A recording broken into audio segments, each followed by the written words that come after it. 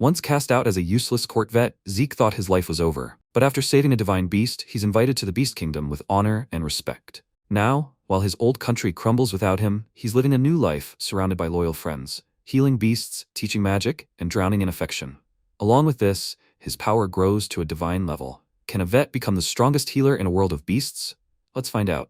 The story began with a merchant running away from a bear after stealing eggs. He screamed in horror that he shouldn't have been so greedy and gone so far into the mountains. Just as the animal was about to attack him, the protagonist, Zeke Veterinari, appeared. He calmly held the bear's paw and asked if he was okay. The man exclaimed in fear that he was behind him. The protagonist neutralized the bear in an instant, causing it to fall. The merchant exclaimed in delight that thank God he was here. By the way, who is he? He's a great adventurer, right? He began to examine the bear and replied that he wasn't at all. He thought so. He was wounded. The man happily noted that, fortunately, thanks to him, he got off with just a scratch. MC, with a calm face, said that he had internal injuries, broken ribs in his lungs, so he easily gets angry. He screamed in shock. What was he doing? He was a servant of the demon lord, the enemy of all humanity. The protagonist replied that he was indeed a monster, but now he was his patient. He made a sharp blade out of his hand and took out the broken rib. After that, the bear immediately came to his senses. MC said with a smile that he apologized if he had been rude to him. Probably it would be easier to leave the rest to self-healing. The merchant, seeing this, exclaimed in fear that he would kill him. The beast itself sat down on the ground and began to look at him. The protagonist asked, "Is everything okay?"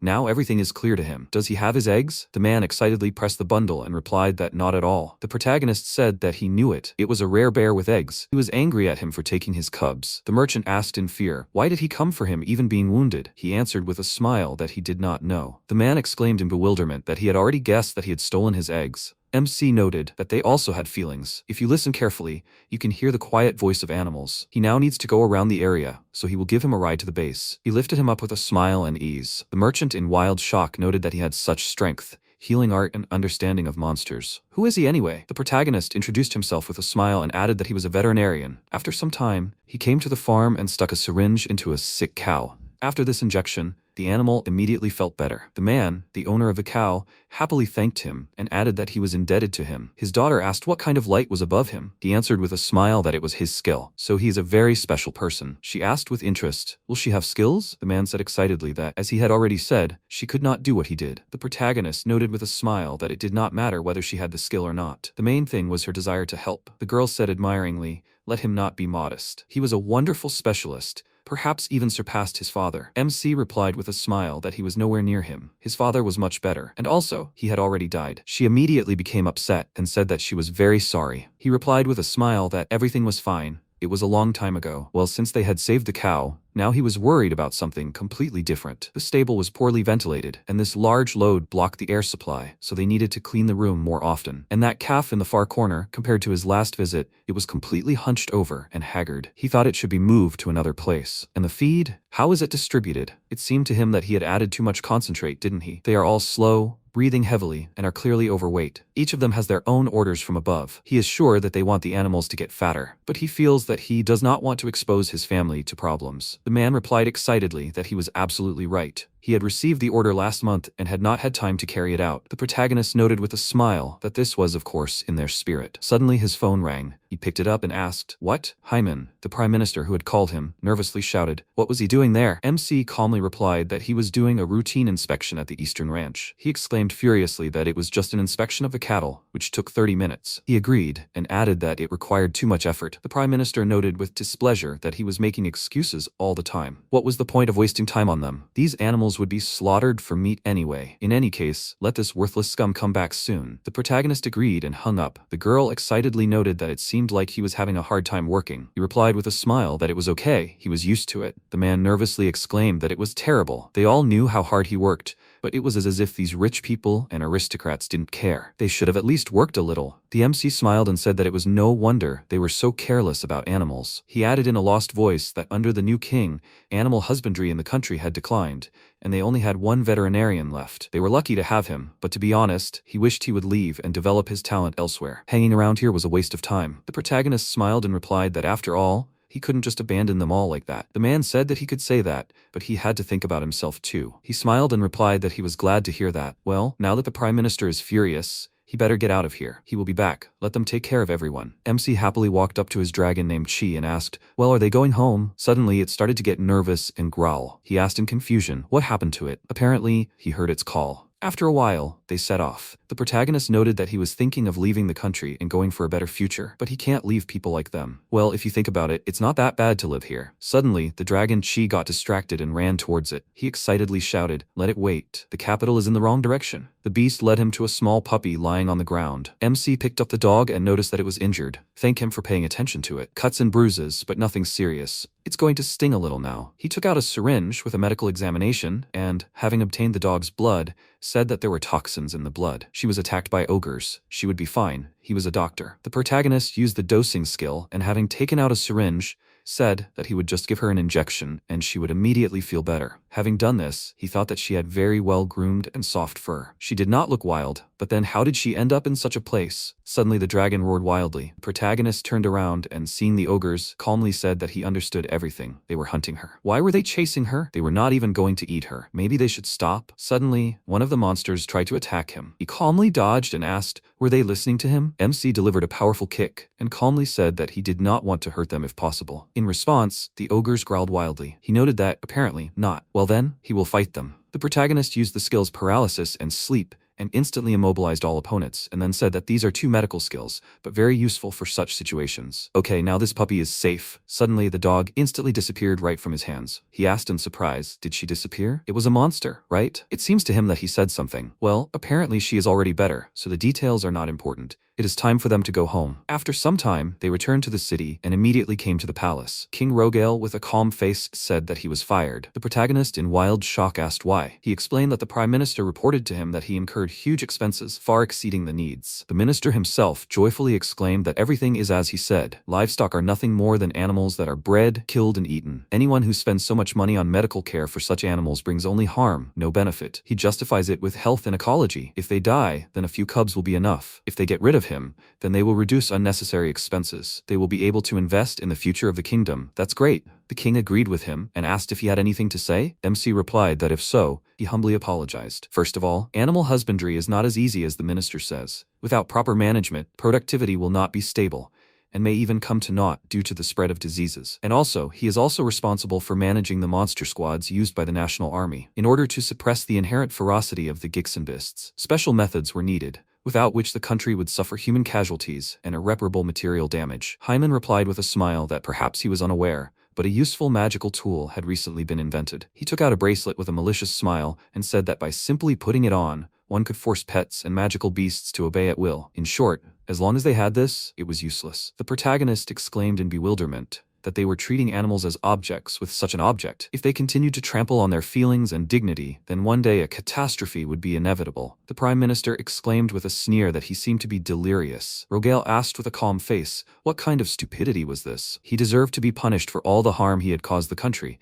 as well as for his many false claims of competence. But he recognized his work, so he would treat him with the leniency he deserved. He orders him to be deported. After some time, MC, sitting near a pond, lay down on the ground upset and said that he thought he had done his best to replace his father. But the world went crazy when a new king took the throne. Dragon Chi came up to him and began to lick him, trying to calm him down. He asked with a smile, was he trying to comfort him? That's right. Animals are not things that can be thrown away. They are creatures with feelings and hearts that encourage their friends in difficult times. The protagonist happily hit his pet lightly, and in response, he pushed him hard. He fell into the water and said with a smile that victory was his. Suddenly, Tiffany appeared in the sky in front of him. MC, in wild shock, said that it was very beautiful. She opened her eyes and, seeing him, happily said that she missed him. She owed him. The girl happily introduced herself and said, let him just call her T. The protagonist answered in surprise, let her come into the house then. He also introduced himself, and after a while, they came home. The protagonist sat down opposite her and asked if she was the puppy he had saved. Tiffany happily agreed. He looked at her and noted that she looked like a monster, but he had saved an ordinary puppy, not a girl like her. The girl instantly turned into a small dog and happily asked if he believed her now. MC agreed in wild shock and exclaimed if she was really a monster. He had never heard of such species that could turn into people. Tiffany replied in surprise that of course she was not a monster. Does he know about monster gods? These are monsters that have existed since ancient times and are equal to gods, and the one who rules them is called the Divine Beast King, and she is the daughter of the Divine Beast King. She came to invite him. Nurogma is a country of water, greenery, and animals, ruled by the Divine Beast King. Their land needed his loving hand, which he extended to an unknown monster he found on his way. The protagonist replied that he could not do much, but if she asked for help, of course he would agree. He had just been deported, so her offer was just in time. Let Nurogma wait for him. They touched each other's hands, and instantly his body began to glow. He exclaimed in surprise that his body was glowing. Tiffany took human form and said that the contract was made. He, who had made a contract with a divine beast, would release his hidden power and gain even more power. If he had any questions, he should ask. MC said that it was time for them to get ready then. Tiffany agreed and, lying down on the bed, wished him good night. He exclaimed in bewilderment that this was his bed. The girl asked with a smile if he wanted her to sleep with him. After some time, the protagonist lay down in the barn on the farm. In the morning, the protagonist told the farm owner that, frankly, he would miss them, but he could not stay in this country any longer. The man noted that these people in power were complete idiots.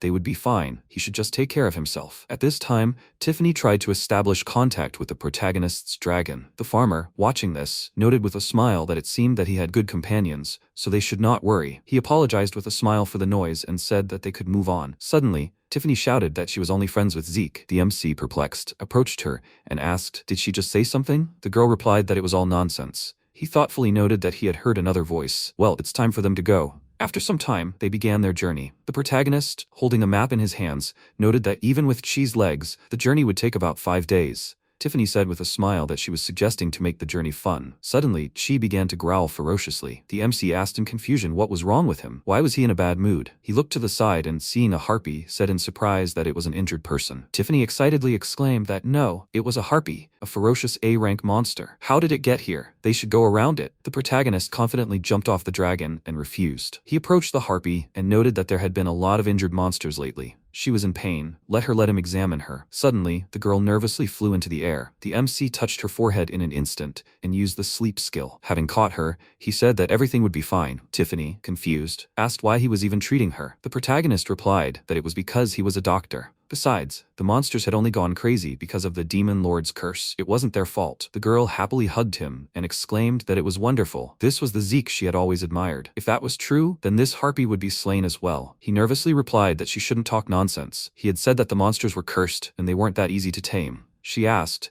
but he had taken care of them in the kingdom, hadn't he? The protagonist explained that it had been a long process, and it had taken him a long time to lift the curse. Suddenly, the harpy woke up and hugged him, exclaiming that she loves him. After a while, the three of them set off. Tiffany admiringly said that he had managed to easily deal with a high-ranking monster. The MC sheepishly replied that it wasn't so. He didn't even remember having such strength. The girl added that she didn't think his strength could develop so much thanks to the contract. He remembered their contract and asked, "Does that mean this girl can talk too?" Tiffany agreed and added that his abilities had developed so much that he could understand their language. The protagonist sheepishly said that it was all part of the deal. She agreed and replied that it was all thanks to his talents. Both girls began to cuddle up to him and happily say that they loved him. Suddenly, Chi ran furiously and shouted that he was an idiot. She was so in love with him, but he didn't even notice her. The protagonist, in wild shock, exclaimed that this was a misunderstanding. Wait, she can talk too? He thought in surprise that, right, she was a monster after all. The dragon shouted in frustration that he had lied to her. He jumped into someone's chest so easily. Does he really like mammals that much? Tiffany happily cuddled up to him and asked if he liked breasts. Then she will press harder. MC exclaimed in horror. Let her not complicate things. She got it all wrong. He has long ago, even now, considered her the best. She stopped abruptly, and grinning and licking him replied that she loved him too. He thought with an embarrassed smile that he never thought that the day would come when he could talk to her like that. Suddenly, Tiffany pointed to the side and noted that they had already arrived. The protagonist sighed in displeasure and replied, let her not talk nonsense. They still had a few days to go. She happily said that this was the entrance to Nurogma, the gate of Mikuni. That's what she was talking about. With their fast legs, they made it in time. They went inside and he began to look around in surprise. All the residents, seeing Tiffany, began to happily greet her. She shouted with a smile that she was back. The protagonist, watching this, thought that he had doubts before, but now she really is a princess. The girl happily said that she had gathered a great harvest in the outside world. She had brought a human doctor. MC introduced himself with a smile and said that he was glad to meet them. All the villagers began to look at him in surprise and say, is this the benefactor that the divine beast had spoken of? But he is a human, right? They had never seen humans before, and there was also a monster with him. He asked in confusion, did he really say something wrong? Tiffany answered with a smile that everything was fine. They were just a little confused because they were not used to humans. The protagonist, looking around, thought that he had read that once upon a time, the Beastmen were driven by humans, and ended up in a dense forest, so he was not surprised by their reaction. Suddenly, one of the villagers called the princess and began to walk them. Tiffany said that she apologized in advance for such a reaction. The protagonist replied with a smile that it was okay. It was a natural reaction to a stranger. Suddenly, a Beastman called out to her and happily noted that she had some delicious apples. Would she like one? The girl replied with a smile that she would take one. MC, seeing this, said that it looked very tasty. She asked if he wanted some too. They had a lot of those. Their store was that way. Tiffany ran after her with a smile. He, seeing this, said that they should not run so fast. Suddenly, one of the villagers lost control of his horse and almost flew right into them. The protagonist, rushing to save them, put the horse to sleep in midair and caught the princess. After that, he asked if she was okay. She sheepishly thanked him. The protagonist, looking at Chi with the Beastman, noted that she was also okay. The man excitedly ran up to them and asked if they were hurt. Tiffany replied that she was fine. Suddenly, a guard came running to the scene, shouting why he was trying to run over a divine beast. Let them take him to the castle. He and his horse should be prepared to suffer the ultimate punishment. MC stopped him and, after examining the horse's hoof, noted that he knew it. The hoof was stretched and inflamed. Does he trim its hooves regularly? Walking on cobblestones in such a state is like stepping on shards of glass with bare feet. He helped the horse and said grumpily that he had given the animal first aid. It would be fine all the way home, so let him just take good care of the horse. The man excitedly replied that he would be careful. The protagonist noted with a smile that, in any case, it was not intentional, so please let him change his anger to mercy. Tiffany added that she was sure he would not allow such a thing to happen again. The guard let him go in surprise and said that only if they thought so. The protagonist patted the beast woman on the head and said that she shouldn't have jumped out so suddenly. She agreed with a smile and apologized. The citizens gathered around them and began to thank him and say that everything was as the princess said. He got the horse back on its feet. The man exclaimed that he couldn't thank him enough for saving his horse and himself. The guard excitedly noted that it seemed like he was in a state of shock too,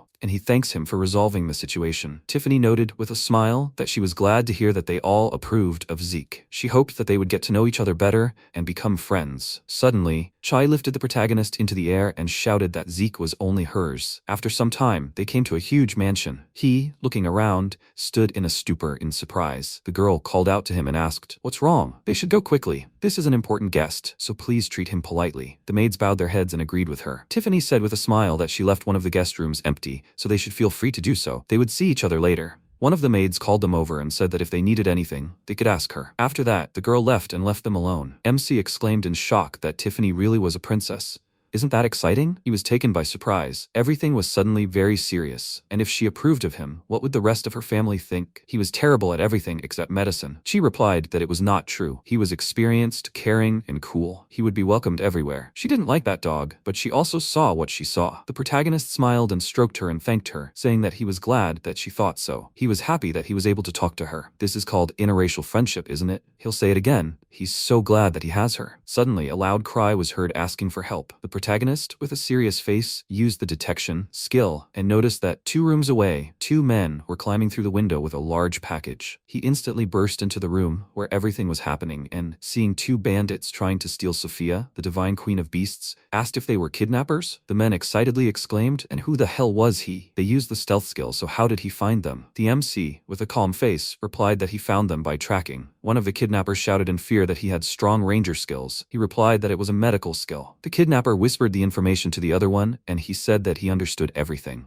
So this was their guest with the monster. The protagonist called out to them and said that if they wanted to ask the girl out on a date, they should come up with something less extreme. They would only scare them away. One of them ran to attack and shouted that he was finished. He instantly jumped over him and, using the paralysis skill, neutralized the enemy. The second kidnapper, watching this, excitedly exclaimed that this was combat magic. The protagonist replied that it was a medical skill. Oh well, it doesn't matter. In any case, let him not say a word and just let the girl go. They would talk about the rest later. The man turned around and, trying to jump out the window, replied that he was an idiot. She instantly pushed him away, causing the guy to lose his balance and drop the girl. MC caught her instantly and, landing on the ground, asked with a smile if she was hurt. He approached the kidnapper and said that he would look at his face. Suddenly, the guy laughed and, using transfer magic, instantly evaporated. The protagonist exclaimed in surprise, "Is this transfer magic? This is a high skill with a limited number of users. A petty thief cannot use this. What does all this mean?" He removed the bandage from the girl's mouth and asked if she was okay. Sophia called him by name with a smile and thanked him. The protagonist asked in confusion, did she know his name? The girl agreed and explained that she was his employer. She is the divine queen of beasts. Thank him for saving her life. After some time, Sophia, sitting on the throne,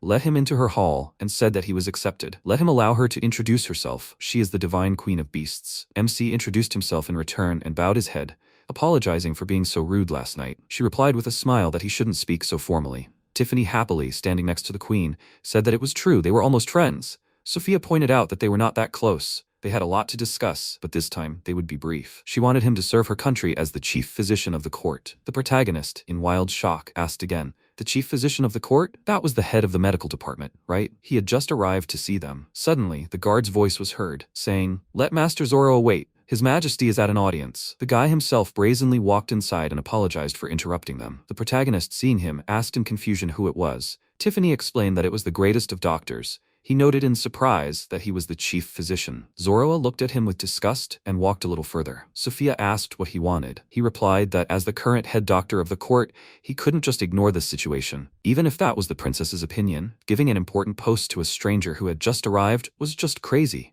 The guard excitedly shouted that he was being rude. Sophia replied that it was okay. His words had some merit, so they would consider him for the position of his assistant. Zoro mockingly asked, "Is this man an assistant?" He didn't think such an ugly bald man could hold such an important post, no matter who supported him. In fact, he could even be a spy from another country, and who knows when he would be caught red-handed. MC, hearing this, was perplexed that he was really humiliating him. His physique and center of gravity were strange. He called out to him and asked if he could take a second look at his right hand. Zoro shouted angrily, "Why did he have to show his hand?" The protagonist noticed that he was making a jerky movement. He was hurt, wasn't he? He wanted to see his hand. The guy nervously replied that he refused. He was the chief doctor of the yard, so he could take care of a cut like that himself. The protagonist thoughtfully took out a medical instrument and noticed that it was the same cut as the one he had given the bandit last night with this scalpel. The guards, perplexed, asked which bandits he was talking about. He said that he saw that they did not know. Sophia agreed, and added that she kept silent about it so as not to cause confusion. In fact, there was a bandit in her bedroom last night. She was in danger, but Zeke saved her. The guards screamed in horror that this was terrible. Did she really mean to say that Master Zoro was that bandit? The guy himself excitedly exclaimed that this was nonsense. How could this be? A similar scar to that scoundrel proves nothing. MC used the skill check,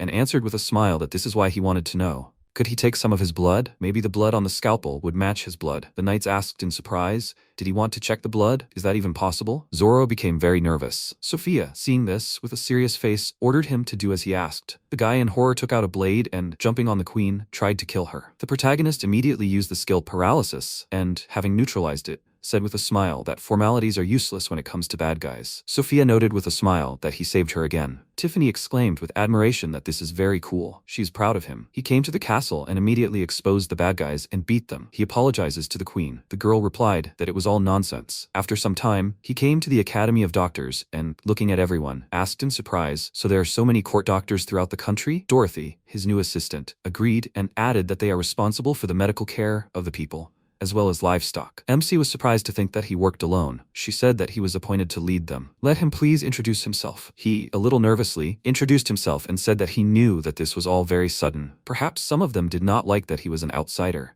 but he would try his best to fit in. If they had any problems, please let him know, and he would try to help. After that, the main character excitedly thought that this was a pathetic greeting. He had to think of something smarter. No, he did not have time for this yesterday. Suddenly, all the doctors began to greet him happily. He was shocked to see that they were all very welcoming. Dorothy explained that they had already heard about his exploits, how he had saved the princess and the divine queen of beasts. Everyone knew what had happened in the city, and his predecessor had been the same, so he shouldn't worry about anything. They would do their best to support him. The protagonist agreed with a smile and said that it was time for them to get started. Suddenly, a doctor burst into the room and, pointing to the sky, shouted in fear, "They are in trouble. Let them look up. They are coming in a crowd. It is a whole flock of demonic monsters." Everyone went outside and excitedly shouted that there were a lot of dragons here. Why were there so many of them? As the dragons approached, one of them called out to the protagonist. He asked in surprise, "Why were they here?" The dragons replied that they heard that he had left. That's why they were looking. They don't want to work without their brother. The MC was surprised to see that they could talk too. So, this is his developed ability. He is still getting used to it. Dorothy asked excitedly, "Who are these dragons?" He told them that he looked after them in his homeland. If they do not mind, he would like to take them under his wing. They are excellent flying dragons for riding, and he is sure that they will come in handy for air travel. The girl replied delightedly that this would be wonderful. They agree. Meanwhile, in the former country of Zeke, Rogai, having tried on a new crown,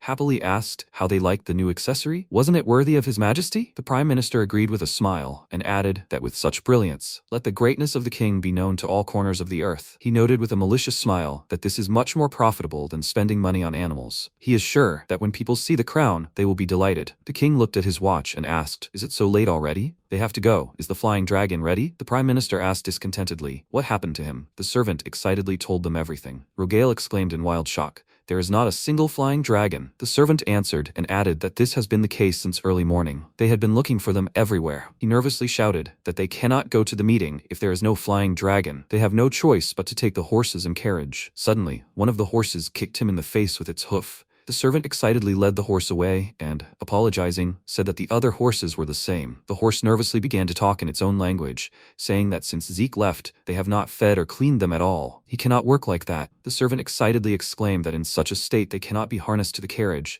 nor even saddled. The Prime Minister called out to the king and said that in that case they have no choice but to simply take a carriage harnessed by horses. He asked in bewilderment, did he want him as a servant to run alongside? The man replied excitedly, don't worry, they'll think of something. The king exclaimed that it wasn't about that. Okay, screw it. They had to go. They'd think of something now. After a while, he arrived at the meeting looking shabby and apologized for being late. All the high-status aristocrats he came to mockingly said that he was late.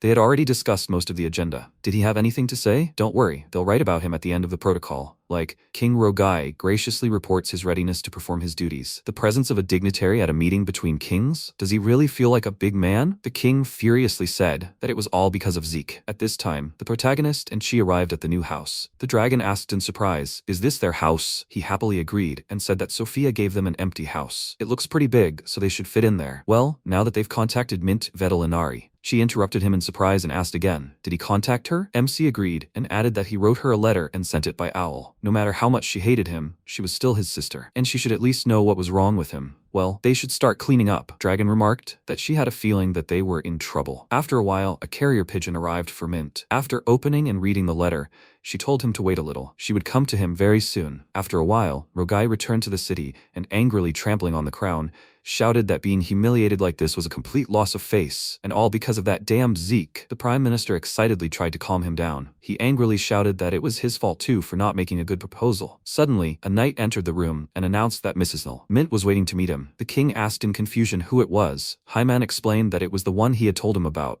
It was the genius they had hired as their court mage. He asked with a smile if it was that girl. The Prime Minister happily added that she was only 15 years old and had already graduated from the Magic Academy with honors. It was a talent that appeared once in a century. She was truly a genius mage. It was surprising that such an outstanding person would apply for an open competition. Rogale happily replied that it was because of his popularity. He agreed with a smile and added that now other countries would definitely pay attention to their country. At that moment, the girl herself entered the room. The king happily exclaimed that she had come to honor him even before she had officially received the position. He really liked that. She replied that she was afraid that he would have to do it himself, and she left. Hyman stopped her in complete confusion and asked what she meant. Mint instantly froze his hand and told him not to touch it. The only one allowed to do that was her brother. That was Zeke, who they had banished from the country. He was the one who took care of the animals. Rogai exclaimed in wild shock that she was this guy's sister. The girl said that she just wanted to work in the same place as her brother. If he wasn't here, then she had nothing to do either. So she wished them luck. He stopped her nervously and shouted that, for the sake of their country's prestige, they needed her help. Mint started to leave and replied that she didn't understand what he was talking about. When she left, the king shouted in rage that this was a damn family. After a while, the protagonist's sister, levitating on a broom, said with a smile that they would see each other soon. Suddenly, she crashed into the barrier and began to examine it. The knights, seeing this from the ground, asked in confusion, who is this? Is this really a person? Mint got off her broom and stood in front of them. They cried out in fear. Who is she? The girl said to let her through. One of the guards asked in confusion. What? She ominously cried out that she said to let her through. She wants to see her brother. They exclaimed in fear that she has terrifying magic. Mint tried to use the skill Absolute Zero, when suddenly the protagonist grabbed her hand and said to stop.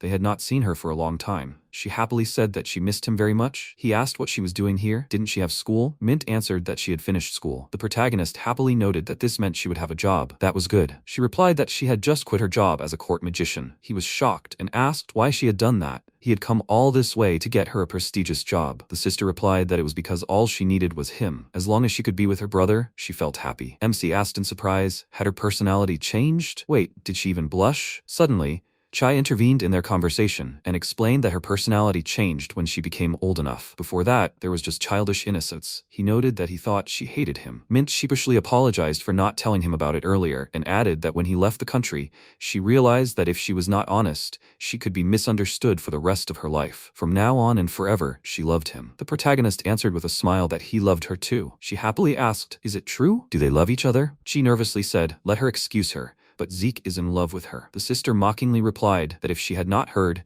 then he is in love with her. The protagonist said that in any case, it is time for them to go home. He apologizes to the guards for disturbing them. The guy answered in surprise that it was okay if it was his sister. He asked with a smile if she wanted to come see him. Mint happily agreed and added that she would be a guest in this country. After some time, they came to his house. The protagonist said with a smile that he was glad that Lady Sophia agreed. She did not have to live in his house. She replied that brother and sister live under the same roof. There's nothing strange about it, right? He noted that now she is an independent person. The girl pressed herself against him and replied that she had not inhaled his scent for a long time. She loves him. MC thought with a smile that it seemed like she still needed him. Suddenly, the lights went out in the whole house and shadow monsters appeared next to them. His sister asked in confusion, was the magic really gone? He got up from the couch and answered that it was obviously not. These guys weren't monsters? She saw the strange creatures and answered that it seemed to be the shadow doll's skill. They were immune to physical attacks, sleep, and paralysis. The protagonist smiled and noted that this meant they needed to defeat the mage. Suddenly, all the shadow monsters began to attack him. He instantly dodged and neutralized each opponent. Mint, watching this, said that he was very cool. At that moment, the mercenary, using telepathic communication, nervously asked what he had done. His shadow doll was immune to attacks and magic. How did he do that? The protagonist smiled and answered that he had simply sewn the doll up with sewing thread. The guy nervously added that he could create an infinite number of shadow puppets. He would fill the room with them and destroy them. Suddenly, he used the paralysis skill on one of the dolls and found the mercenary himself. He asked fearfully how he knew. His telepathic speech was perfectly disguised. MC replied with a smile that if he was going to hide in a doll, he should also hide his heartbeat. It was very obvious. After some time, they took him outside and tied him to a tree. The protagonist asked who he was. Mint replied that he was going to confess now. She used the brainwashing skill and said with a sly smile that he was now her humble servant and would answer any questions without any lies. Come on, let him answer. Why did he attack her brother? The mercenary said that the king and the prime minister ordered Zeke to be killed. The protagonist exclaimed in wild shock, "Just don't let him say that these are the ones who drove him out of the country." He obediently agreed and fell silent. He asked in confusion, "Exile is one thing, but murder? Did he do something wrong?" Mint, hearing this, said with incredible fury that this is unforgivable. After that, she instantly disappeared. MC asked in confusion, "Where did she go?" At this time, in the king's castle, he furiously shouted, "Can't they somehow bring this girl back?" The prime minister replied that considering what they did to Zeke, his sister. Rogai furiously shouted, "Did he take his side?" He excitedly replied that no way, but they will have to make some concessions to get her back. The king calmed down and said that all they need is to show that they are ready to take them back, and then, at the first opportunity, they will hire an assassin and kill him. Hyman replied that he was thinking negatively, although it was a very good idea he had just sent him. Suddenly, Mint entered the room. Rogale was very scared when he saw her. The prime minister exclaimed that indeed, the killer was already here when they expelled Zeke. She said with a serious face that she understood everything. The one they sent, despite all their efforts, failed. The king exclaimed in fear that it was a mistake. Hyman excitedly agreed and added that they were worried about her and Zeke. Mint said with a serious face that she knew they were incorrigible. They would pay for what they did to her brother. They screamed in fear. Let her wait. What did she want? Land? Or maybe money? The girl furiously used the skill Absolute Zero Coffin and instantly froze everything around them. She said that for the sake of her brother, she would not take their lives. But if they come for him again, they will be finished. After that, Mint left immediately. The prime minister asked how he liked the new decoration of the castle. Rogai shouted furiously that he was tired of everything. Sometime later, the protagonist was taking a bath. The sister, looking around, asked where he was. He casually called her over. The girl approached the hot spring and asked what it was. The protagonist explained that it was an open-air bathhouse that he built as a hobby. Although his schedule was not as busy as before, he still got tired. Mint, looking at the water, was surprised to notice that this water was divine. He asked in confusion what it was. Suddenly, Tiffany appeared in the air, shouting that here she is. She's going to take a bath. The girl dived into the water and with a smile apologized for disturbing him, and then remarked that spending time with him was really cool. Mint with a smile said that it was nice to meet her. Her name is Tiffany, isn't it? She heard that she helped her brother. The girl replied with a smile that she had heard of her. She was so happy to meet her. The protagonist asked in confusion what kind of atmosphere this was. Suddenly, the others approached them, G, seeing him, happily said that her beloved was relaxing in the bath. Sophia, looking around, exclaimed in admiration that it was a wonderful resort. Tiffany remarked with a smile that he was terrible. She knew he liked breasts. Suddenly, even more people began to approach them. Dorothy wondered what they had here. The dragons also approached and offered to help him with his back. After that, everyone plunged into the water. Tiffany happily said that it was great. Beastmen, humans, and monsters all enjoying the bath together. She wished they could laugh like that with everyone in the world. MC agreed with her with a smile. Mint replied that it wouldn't happen as long as the Demon Lord was around. The creatures were under her brother's control, but the Demon Lord's curse hadn't gone away. As long as the Demon Lord existed, there would be no end to the conflicts. The protagonist agreed with a smile and called out to the Demon Lord, asking if they could take a bath together and get to know each other better. Mint replied that it was impossible. At that time in the castle, Hyman nervously shouted, "Has the ice still not melted?" The servant reported that they had brought in all the mages, but it was not easy when it came to such a high level of magic. The Prime Minister nervously exclaimed that he didn't need any excuses. In any case, let them finish by the end of the week. They were lucky that there were no casualties, but the nearby facilities were badly damaged. He was afraid that they would have to make a special budget. At that moment, the furious king entered the room. Hyman, seeing him, remarked that he had come just in time. He has an estimate for the repairs to the castle and its surroundings. Rogale shouted furiously for him to shut up, for he was busy. He must give Zeke a good beating, or he was already sick. The Prime Minister said excitedly that he understood everything, but his castle. The king shouted nervously that it was his job, so let him do something. Let him not talk to him until tomorrow and prepare 10 ideas for finishing off Zeke. At that moment, the guard reported that the owl was too cold to fly, and they had lost contact with all the other stations. All the salamander guards had hibernated at once. The gatekeeper's monster was throwing a tantrum because of the cold. The hill in front of the main gate was slippery to climb. A water pipe had burst. Hyman shouted furiously, how had it come to this? At this point, the protagonist, having examined the patient, said that they would see how the cold would go away overnight. He would return tomorrow. After that, he came to the front door and said that he was thinking of giving her a shot, so let her parents prepare it. The woman agreed and thanked him. After a while, the protagonist said with a smile that they would end it today. Tiffany happily noted that he had done a good job. Now they had a walking date for the three of them. She, hearing this, nervously exclaimed that she had a date with Zeke. She had become too attached to him. Maybe she should throw her off. They mounted the dragon and set off. MC thought with a smile that he was having fun at his usual pace. Compared to the past, it was very quiet here. Suddenly, Tiffany began to look away thoughtfully. He asked, "Is something wrong?" The girl replied that she smelled blood in that direction. The protagonist, seeing a huge monster, was surprised to notice that he had been hit hard. She asked in surprise, "Was he dead?" He replied that he was not. Suddenly the dragon asked in surprise, "Was the human a friend of the elf?" The protagonist introduced himself and said that he did not know any elves, so maybe not. The monster asked in surprise, could he hear his voice? He agreed and noted that his voice sounded strange. She, watching this, asked what was wrong with him. Tiffany explained that Zeke and the dragon were talking. The dragon said that he was surprised, because it was the first time since he was born that he saw a person who could talk to them. MC replied that they would talk about this later. He was deeply wounded. The monster asked in surprise, could a person heal a dragon? He agreed and added that even dragons in such a situation need first aid. The dragon agreed and said that he would need time to regenerate. But why did he want to help? The protagonist explained that he was a doctor and he was wounded. He did not need any more reasons. The monster agreed and asked him to help him. He smiled and replied that this was great. Then they would begin the treatment. Suddenly, the hunter called out to him and asked what he was doing here. This diamond dragon was his prey. MC looked at him and continued to point out that Tiffany should collect as many leaves from the trees as possible. The guy shouted furiously that he should not ignore him. He calmly replied that if he was just resting here, then he should go away and not interfere with him, treating him. Elkus shouted furiously that you can't treat a dragon slayer like that. He deserves to die, so let him die. He took out his bow and began to aim at him. The dragon shouted excitedly that he should run. His arrows pierce even his diamond scales. MC calmly caught the arrow and noticed that it was hotter than he thought. Elkus shouted in wild shock that this can't be. Who is he? He calmly replied that he is a veterinarian, a doctor, and he already said that he will treat him. The guy nervously exclaimed that he should stop lying to him. He won't see anything through his arrows. He instantly fired a huge number of shots into the air. The dragon shouted excitedly, "Let them run, they are all in danger." The protagonist instantly shot down all the arrows and noted that he was very annoying. Now will he finally calm down?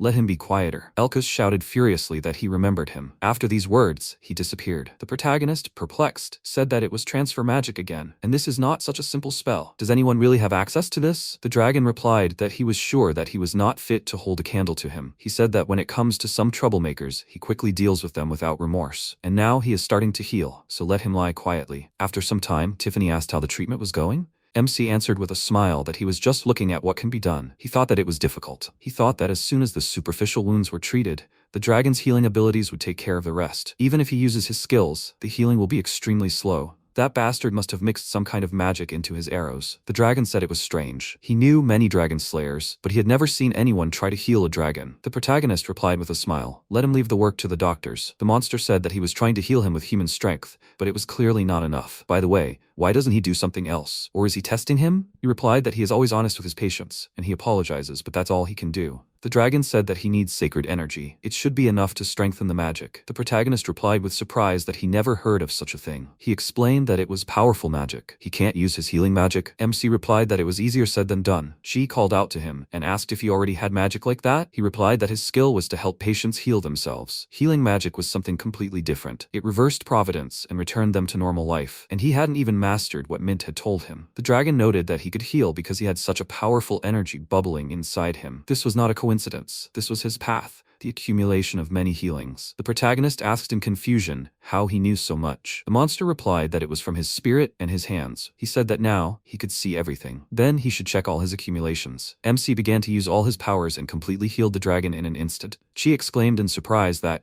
although not quite perfectly, the wounds had healed. He said in wild shock that he really did it. Tiffany said in surprise that Zeke's Hand of God skill was evolving into Doctor of 100 Beasts. It's so cool he did it. The protagonist asked if she knew that she sometimes acted scary. In any case, he was glad that he was okay. The dragon thanked him for his strength and saving him. He replied with a smile that he just did what he had to. A moment after these words, Zeke passed out. Sometime later, he woke up in a bed and said that he did not know what happened next. He only remembered that the crazy elf escaped and he was healing the diamond dragon. MC looked at his hand and saw an unfamiliar girl next to him. She woke up and, happily wishing him a good morning, said that thank God that he was okay. They were worried when he suddenly lost consciousness. He asked in confusion who she was. Mint entered their room and asked with a smile, "Is he awake?" Seeing Chi next to him, she furiously said that it seems that this country is dangerous not only for this Tiffany. She would have to cover them in ice. The protagonist excitedly replied that he was sure she had misunderstood. He didn't even know this horned girl. Wait, was she Chi? The girl agreed with a smile and asked what was wrong. Had he forgotten her face? He nervously took out the mirror and showed her reflection. She asked in wild shock, who was this girl? Suddenly, Sophia entered the room and said to let her explain everything. Chi had taken on a human form due to his evolutionary power. Did they know about the existence of monster evolution? Mint agreed and explained that it was a phenomenon where a monster evolves to a higher level by hunting other strong monsters. The protagonist, perplexed, said that Chi, as far as he knew, did not eat monsters. Sophia said that monsters like them consume energy through food, or rather, they consume the magical power of the target. In other words, when a large amount of magical power enters the body, natural evolution can occur. Mint remarked that it was her brother's magical power that was causing the evolution. The queen replied that it was indeed so. The protagonist was surprised and said that it seemed like the dragon was talking about it. But why did he have such magical power? Sophia explained that it was because of his contract with Tiffany. By making a contract with a divine beast, he received divine energy, and yesterday's encounter with the dragon must have strengthened it even more. Mint thoughtfully said that it was indeed the power of Vitelinari. Their clan could use the power of the monsters dependent on him as their own. With the power of a god and the power of a dragon, her brother had undergone some sort of existential evolution. It was only natural that they would change under his influence, right? Chi turned to the protagonist and said that she had no idea what they were talking about. He replied with a smile that she shouldn't worry. He didn't either. Mint added with a smile that, in short, he had become the strongest user of healing magic, endowed with the power of a god. MC thought in wild shock that healing magic was a miraculous power that healed everything. He healed people, beasts, and magical monsters alike. If this was the power he had gained as a result of his path, he said with a smile that he understood everything. He was sure that this was the inevitable result of his encounters with everyone. Then he would use it as he saw fit. She chuckled and happily noted that Zeke's power had made her like this. So her body was his ideal? She was very happy to realize that. Mint nervously replied that she might have taken human form, but her brain was still that of a lizard, and such a vulgar body did not suit her. More modest and simple. Yes, a body like hers suited her better. She asked with displeasure. Did she dare to criticize the body that Zeke had given her? Then they could find out in battle. She noted that it seemed that she had plucked up courage. The protagonist excitedly said, "Let them calm down. What kind of games were they playing here?" By the way, he noticed that Tiffany was acting strangely. Was this normal? Sophia explained that she was an oracle. They, divine beasts, have a spiritual connection with the heavens, and her connection is especially strong. God's will must have passed through her. The protagonist asked in surprise, so everything she said about the gods was not a metaphor? The queen agreed with a smile and added that their god was in the heavens. He looked up happily and said that he wasn't sure he understood everything after so much information. But he could live like before, couldn't he? Sophia agreed and replied that he should find his own way. She would be happy to be by his side. MC asked confusedly, what did the queen mean? She replied that she thanked him for the respect, but now she was not the queen, just Sophia. Can she keep an eye on his adventures, or will she interfere? He became very embarrassed and began to stutter. Suddenly, Tiffany entered the room and, wishing him a good morning, said that it was good that he woke up. Wait, was her mother worried about him too? At this time, Elkas shouted furiously, that this damn human. Let them gather troops. They will attack the land of those bastards right now. His assistant excitedly replied that even from his point of view, the Beastmen were not to blame. He asked displeasedly, did he really dare to tell him what to do? The guy set it on fire and shouted with a mad laugh, let him die. How dare they insult him? They will destroy them once and for all. Elkas carried out his plan and came with his army to the lands of the Beastmen. He shouted menacingly for these pathetic idiots to come out. He would wipe their country into dust. A guy came out to his shout. He asked them what the elves were doing here. Had they come to see the sights of their city? The elf master laughed evilly, swung his sword, cutting through the air.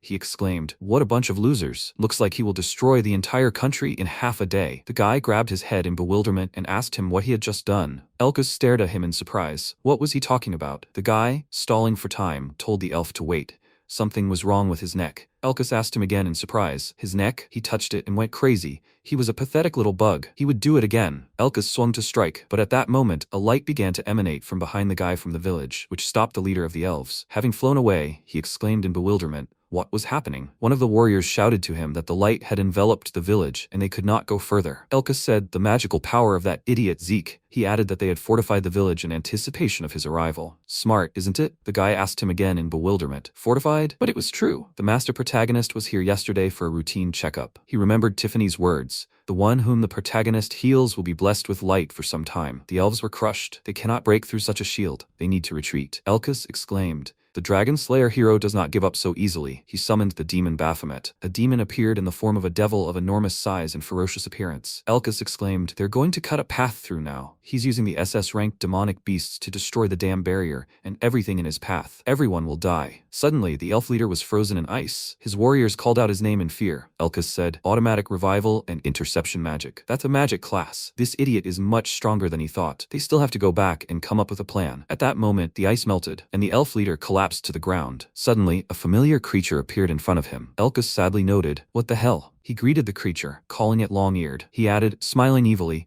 the lizard he didn't finish off the other day. What? Is he expecting a fight from him? The creature answered him, so he correctly understood its intentions after getting acquainted with the protagonist's power. It's good that they did not destroy it then. Elkas spoke. It seemed that the creature had received a favor from that idiot Zeke. He asked him, well, a rematch? The creature answered him, something like this. The head of the elves exclaimed, grinning, that he would smash him into a pancake. He summoned his magic bow and raised his hands to shoot. But then something incredible happened. Elkas realized that he had no hands. He exclaimed in bewilderment, what was this? His hands, where were they? The limbs of the head of the elves lay next to him. The creature noticed that now he could no longer hold the bow. How then would he pierce his scales? Elkas laughed and said that he could use healing magic. Such injuries for him are simply nothing. He tried to activate healing, but nothing worked. Elkas turned to the lizard in surprise and told him to let him speak frankly. What is he trying to achieve? At that moment, the ground around the creature began to swirl, and 4 huge, terrible dragons emerged from it. The lizard spoke, in other words, he, Elkas, stepped on the tail of a god. The elf master fearfully asked him for forgiveness. He begged the creature to forgive him. After some time, the protagonist learned from the report that a group of elves on a sightseeing tour suffered losses due to a mysterious phenomenon. He worriedly noted, well, I'll have to ask them to increase patrols. Tiffany exclaimed, protagonist is working again. He needs to rest. Doesn't he agree with her? The protagonist answered her that he is not working. He is just reading reports. The daughter of the Divine King exclaimed that this is also work. No way, this will not do. She took the reports from him and said that it was confiscated from him. He needs to rest. She told him everything. The protagonist said dejectedly, what is this? He was forced to forfeit a week's salary after his secretary criticized him for exercising, but he's been bored to death since day one. Chichan laughed and said she never thought she'd hear such words from the protagonist's mouth. It's good that he has someone to guide him. The protagonist remarked, well, yeah. He thinks he'd like to have a wife like that. She thought about it and started looking through a manual on how to control a man. Tiffany exclaimed, that's right.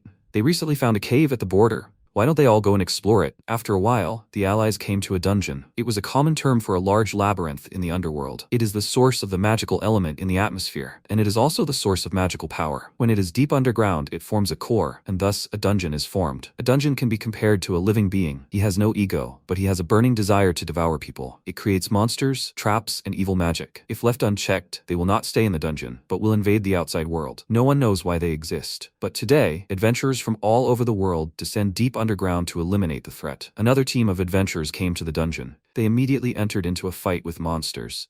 The leader was crushing opponents left and right, exclaiming every now and then, like this. Finally, she said with satisfaction that they dealt with the last monster. She turned to her team and asked them to report to her the situation. Simon noted. He would say that everything is fine. Dina exclaimed, except for the uncle who covers her. Gars said, he is a tank. This is his job. Dina objected to him. He should not have exposed himself like that. The guy turned to the leader and asked her for forgiveness. He added that he was the one who made a mistake in disarming the trap. The leader objected. That's not true. It's not only his fault. Dina, almost crying, noted, the whole dungeon has a disgusting atmosphere. It's not half as bad as it could be. Ron said, the cave is full of S-class monsters. He suggests retreating. The leader protested. That would be disobeying the royal order. They would lose the prime minister's trust, and that would be disastrous for their party. After some thought, she exclaimed, they switch roles. She will tank, and Ron will cover the rear guard. Dina warned them to be careful. She feels the magic activating. At that moment, the whole team was terrified. They found themselves surrounded by many monsters. Simon said in surprise, increased monster spawn? The guy groaned. Do they really have to start all over again? The leader, looking angrily at the opponents, gave her team the order. They begin the fight. Meanwhile, Tiffany screamed with delight. She and her allies slid down the steep slope, breaking through the wall they encountered on their way. Tiffany screamed. How fun it was. The protagonist noted that the situation seemed terrible. He even got a little nervous. Tiffany objected to him,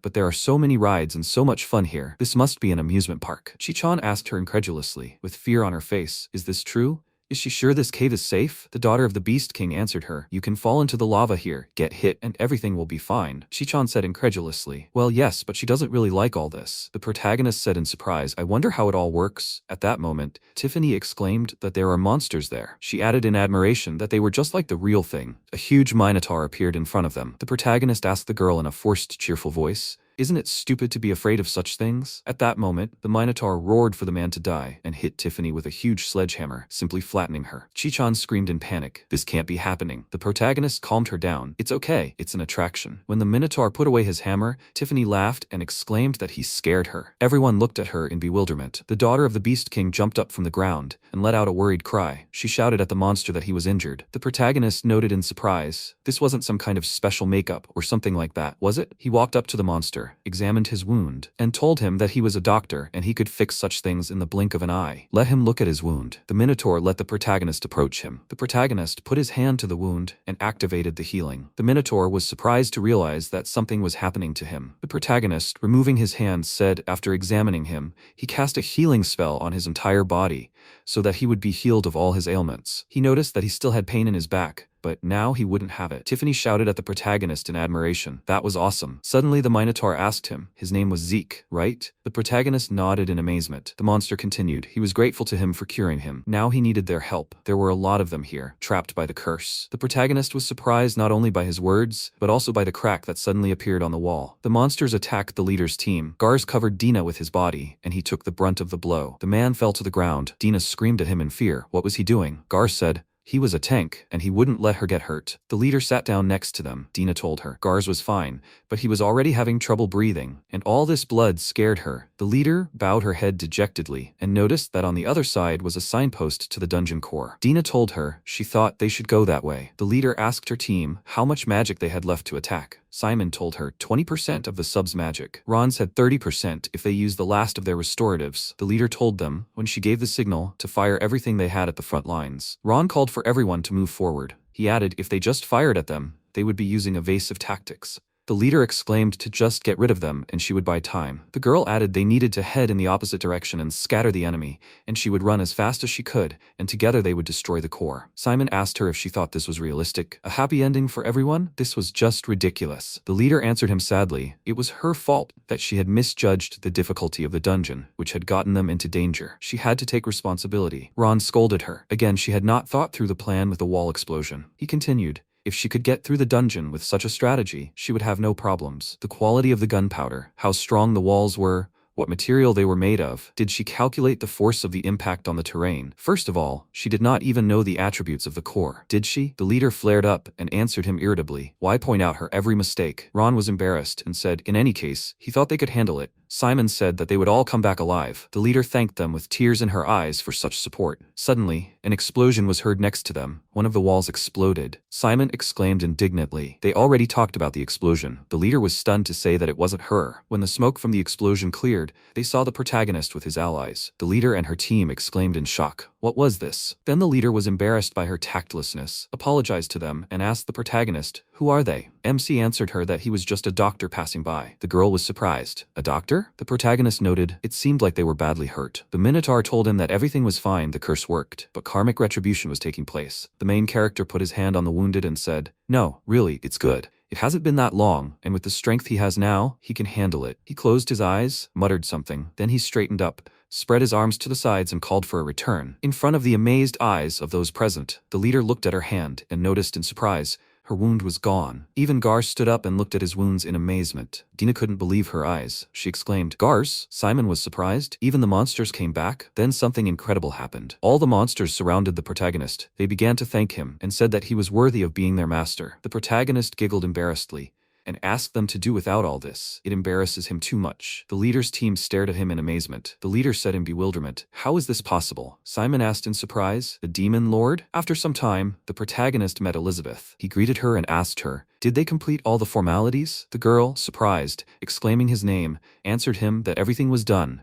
They are now residents of Nurogma. The protagonist noted that he was surprised to learn that they were from the same city. Elizabeth said that she was also surprised by this. So he is Vetelinari. She has heard a lot about him. The protagonist sheepishly admitted, yeah, a little famous. The girl continued, there were rumors that he went missing. It's hard to imagine how much the kingdom lost with his departure. MC answered her nonchalantly. It was quite a while ago. The girl noted, His Majesty is the king and the prime minister, right? He was surprised, so she knows everything? She told him. They were a group under Haman's direct command, so they received a direct order from the king to go to this dungeon. The protagonist said understandingly that everything is clear to him, so they have also been through a lot. She admitted it and added that they had enough now. They were the main party of the S-class country, the Twilight Dragon. But in fact, they turned out to be the Prime Minister's personal army, and this time they went to such a hellish dungeon without any time to prepare. The protagonist noted, of course that was true on her part, but thanks to the blessing of the gods they weren't hurt, were they? Elizabeth said, yes, it was hell. And then they arrived, all happy. MC chuckled and apologized for that. That wasn't very nice of them. The girl was silent for a bit and asked what was bothering her so much. Were they on some kind of date? The protagonist protested.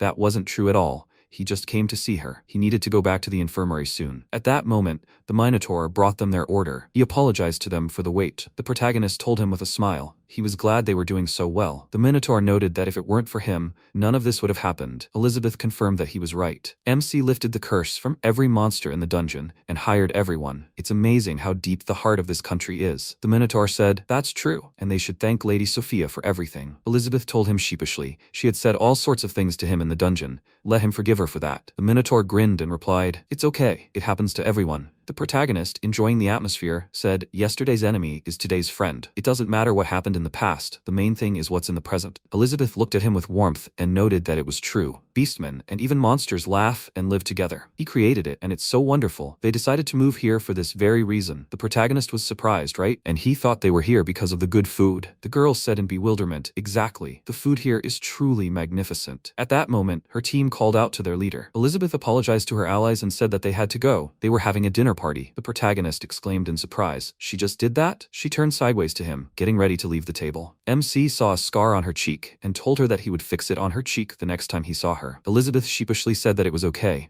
It was an old scar, a memory of the people she had met. This scar was her memory. For her, it was like a medal. The protagonist was surprised. A scar that did not need to be healed. That's how. He asked her, what kind of memory? Elizabeth sheepishly answered him that he had asked a very delicate question. He should be ashamed of that. The protagonist blushed with shame and began to ask her for forgiveness. He did not want to offend her. She smiled and noticed that she was joking. The girl promised him, winking coquettishly, that when they got to know each other better, she would tell him this story. The protagonist assured her that he would make every effort for this. At that moment, Chichan appeared from the bushes and irritably told the Minotaur that Zeke had hesitated again. The ally was frightened by her sudden appearance. Meanwhile, the Diamond Dragon's mistress asked him, "So this man's name was Zeke?" The Diamond Dragon answered her that it was. He thought that this man could help him. The Ice Dragon said, "Okay, she will pay him a visit. Then, let her assistant prepare the others." The Diamond Dragon told her that there was no need for that. The dragon wanted to say something else, but he realized that the Ice Dragon was no longer there. He called out to her, and in response he only heard the mistress's words for him to be patient for a little while longer, her dear child. At that time, Rogai exclaimed in bewilderment, "The S-Class party, Twilight Dragon left the country? What kind of nonsense is this?" The man answered him that he did not know the details. They said that they left for personal reasons. The king was even more indignant. What did he say? They sent them on such a noble mission, and they dared to leave. The man advised him to calm down. The prime minister intervened, left the country? What does this mean? The man answered him. How should he know? They are in his service, Haman's. Doesn't he know better? Rogai was confused. What now? The prime minister answered him.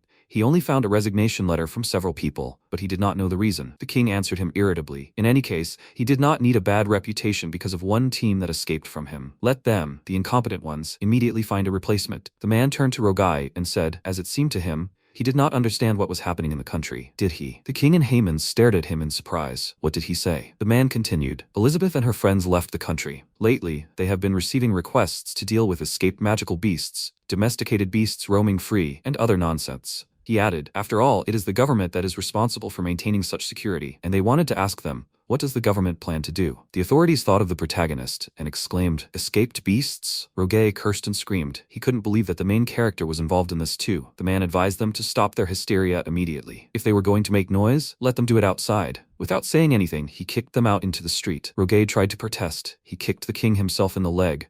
How dare he be so rude? The man didn't even bother to answer him, because he was surprised by the fact that it was snowing at this time of year. The prime minister turned to his majesty and remarked that he did not think anything more unpleasant would happen. At that moment, Rogai screamed in fear. An ice dragon appeared in front of them. The man exclaimed in surprise, a dragon? But what is she doing in the middle of the city? What were the watchmen doing? The ice dragon said in her language, a human settlement where a veterinarian is said to be located. Finding him is harder than she thought. She introduced herself to the people and told them that she was looking for a man named Zeke, a famous veterinarian. The man asked her menacingly, what the hell was she threatening him for? The dragon thought upset. It was clear that people could not understand her speech, like creatures. What should she do? The king indignantly asked the man and his warriors, why were they standing there? Let them attack her and destroy her. The man answered him, let his majesty wait. They have not done anything yet. Let him not provoke them in vain. Haman said resignedly, it is too late to do anything. Who do they think will pay for the city when it is destroyed? One of the warriors struck him and exclaimed, he himself collects their taxes. Rogale, looking at all this, cursed, they are all useless. At that moment Lambob's voice was heard. He asked his majesty apparently. His majesty is in trouble. Lambob's allies exclaimed, the king. The man cursed, and these came. The girl standing next to him asked her master, does he know them? He told her that they are a group of mercenaries, hungry wolves. More precisely, a group of thugs led by the leader Lambob. But they still have abilities. They have experience in defeating old dragons. The leader casually addressed him, and said that this sounds like an insult. In any case, he does not care what they mumble there. Haman, perplexed, asked his majesty where he found them. The king told him that he recruited them himself, because he turned out to be useless. The prime minister grinned. But if he allows such scoundrels to stay here, the castle will not be safe and the reward will cost them a large sum of money. Rogale interrupted his lamentations and irritably noted, this is not his holiness's problem. It is his job as chancellor. Then his majesty turned to Lamob and in an unctuous voice said that they had come at the right time. Let them get rid of this dragon monster immediately. Lamob looked at the king shamelessly and ordered him to kneel before him. His majesty asked him in bewilderment, what did he say? Lamob repeated his order and added that when he asks someone for something, he must observe the rules of etiquette. Rogale was indignant. What nonsense? He is the king. Why should he kneel? The gang leader turned to his thugs and said that he suddenly felt cold. They should go to warmer places. His majesty exclaimed, let them not leave. Lamob impudently asked him what he wanted from them. If he could not even kneel before them, in front of the astonished eyes of all present, the king fell to his knees, touched his forehead to the ground, and asked Lamob to help him. The leader of the bandits just roared with laughter. He exclaimed, let them just look at this great king. This is just a real masterpiece. His friends also burst out laughing at this sight. Finally, the leader of the bandits said, they amused him. He turned to his bandits and called them to go kill monsters. The group responded positively to his proposal in unison. When the bandits approached the ice dragon, she was surprised to think that they were discussing something, but perhaps they still understood her words. At that moment, Lamobi threw a chain on her and saying that she will get it from him now, was about to attack her. The leader shouted to his friends, "Are they planning to join him? He will kill her alone." The bandits responded with glee to his words. The astonished dragon flapped her wings, throwing Lamobi off herself, and thought, "She is angry." The leader shouted to his buddies in flight to use all the projectiles they had. They would squeeze as much reward out of him as they could. The bandits answered him jubilantly that it would be so. One of the thugs exclaimed, "What? Let them wait a little." He raised his weapon, and with a shout for the monster to die, he fired at the dragon. A powerful explosion was heard in the sky. The king rejoiced. They did it. The leader also joyfully shouted, "Bingo!" He was about to deliver a fatal blow to the dragon, but his sword simply bounced off the dragon like a ball. The leader thought in surprise, "A barrier?" At that very moment, the protagonist appeared on the flying dragon, who exclaimed, "Well, that's enough." Tiffany and Mint were next to him. The king, not believing his eyes, exclaimed in surprise, "Zeke, this just can't be." The ice dragon, hearing this name, thought, "So this is what he is like." She heard from him from the diamond dragon, but now she was glad to see him in person. Lambob exclaimed, "What the hell?" He turned to the protagonist and told him not to interfere. Or was he on the side of the animals? The protagonist answered him that he was on no one's side, he just couldn't leave the wounded alone. The leader grinned evilly. There was a kind man here. He attacked MC with a chain, at the end of which was a spiked sphere. The protagonist, without thinking twice, destroyed this weapon. Lambob, not believing his eyes, exclaimed in amazement, "What? He broke a ball of the hardest orichalcum with his bare hands?" At that moment, the ice dragon sighed heavily. Mint shouted to her brother that the reptile was in bad shape. Zeke worriedly noted that they would have to hurry. He activated the paralysis skill and immobilized the bandits. The king said in surprise, "What? The protagonist did this?" The prime minister, equally amazed, answered him. "So it turns out," His Majesty muttered. He didn't know the veterinarian was so strong. Mint shouted to her brother that she was ready. The protagonist answered her well. They would take the ice dragon and be transported. Mint stroked the sufferer and told her that they would now teleport her to the kingdom of Beastman. The dragon asked her, "Is this true?" Then she herself asks them about it. Rogale turned to MC and shouted to him that he had done a great thing, coming to the aid of the country in a difficult hour. They would forget the past and consider the option of returning him to his position. He wanted to promise the protagonist something else, but Zeke, not listening to him, flew away. His Highness was surprised to notice that he ignored him. Damn dragon lover. Having flown away to a safe distance, the protagonist began to examine the sufferer. He listened to her stomach and noticed that an egg was stuck inside. She was having problems giving birth. It was a very dangerous situation. The protagonist asked the dragon why she came to the city in such a state. After all, it was quite possible that he would not have had time to fly in. At that moment, a voice was heard that said, she must have been worried about him. The ice dragon exclaimed, "The king." The protagonist stared in surprise at Elron who had come. He asked in bewilderment, "The king? He means the king of the ice dragons?" Tiffany happily greeted the divine dragon king. Elron noted that they had not seen the princess of the divine beast for a long time. Mint told her surprised brother that this was the divine dragon king named Elron. "This is the supreme god of all dragons." Elron confirmed with a smile that all this was true. He is the great winged Elron, and he is very glad that she, a sweet human child, knows him. MC asked everyone in amazement, "How did such a great king end up here?" Elron answered him, "The ice dragon is his 7th consort. He noticed that she was acting strange lately, but he didn't know that she was carrying his child." Elron turned to his wife and asked her why she hadn't told him. Was she afraid of all that struggle for the throne? She told him that it was true. If she gave birth to a child before the queen, it would have caused a scandal. So she decided to hide with the baby. Elron spoke thoughtfully, and it was true. If she gave birth, it would be his first child. But he was not as categorical as other kings. With all his heart, he would be happy with the arrival of their baby. His wife turned to him lovingly. He told her that as punishment for leaving him even for a moment, she would enjoy his love even more than before, along with the child, of course. The ice dragon thanked him warmly. The protagonist apologized to them for interrupting their emotional scene, but the situation was quite serious. Elron caught himself. Yes, of course, he was right. The Dragon King asked him if he could save her. MC told him that it was so, he would save her, but he was afraid that natural childbirth was not an option now. In his opinion, the only way was to make an incision. Elron asked him in surprise, and he considered it necessary for a person to touch the dragon's body? The protagonist noted that it was so, if it was in the interests of the mother and child. The Dragon King looked at him carefully and said, "Okay." He gives him permission to do this. His aura speaks for itself. Let him keep his 2 most beloved dragons. He clarified with Zeke, does he need to repeat it twice? The protagonist noted that it is not necessary. Mint helped her brother. She drew a magic circle, in the center of which lay an ice dragon. The protagonist used the painkiller skill and opened his box with the necessary tools. In the next minutes, everyone who was there, on the orders of the protagonist, carried him water for the procedures. Everyone helped. Mint wiped the sweat from his forehead. After some time, MC safely got the egg out and exclaimed success. Everyone was just jubilant about the result. Tiffany shouted joyfully, "He did it!" Elron excitedly noted, "The egg, is the baby safe?" The protagonist answered him that it was. The baby was fine. He felt the beating of its living, pulsating wings. After his words, the egg began to burst. Zeke was surprised. Wow, he was going to be born now. Elrond said that it was good. The main thing was for him to hold it tightly and meet him. The ice dragon turned to her savior and also asked him to take care of the baby. The protagonist was surprised. Wow, even she. Mint whispered to him, let him not worry. Dragons do not have the habit of imprinting. He clarified with her. Is that true? The sister nodded her head in agreement. The protagonist said, well then, he is ready. He squeezed the egg tighter so as not to drop it, and at that moment the shell flew off. A baby dragon emerged from the egg and squeaked questioningly. Everyone present was touched by this picture. The baby stretched out and, to everyone's surprise, kissed MC. Tiffany exclaimed, well well. Chichan and Mint looked at this in bewilderment. Chichan was indignant. She had only just been born and was already kissing the protagonist. Tiffany turned to her friend with an offended expression and told him that she wanted the same. Mint pulled them up.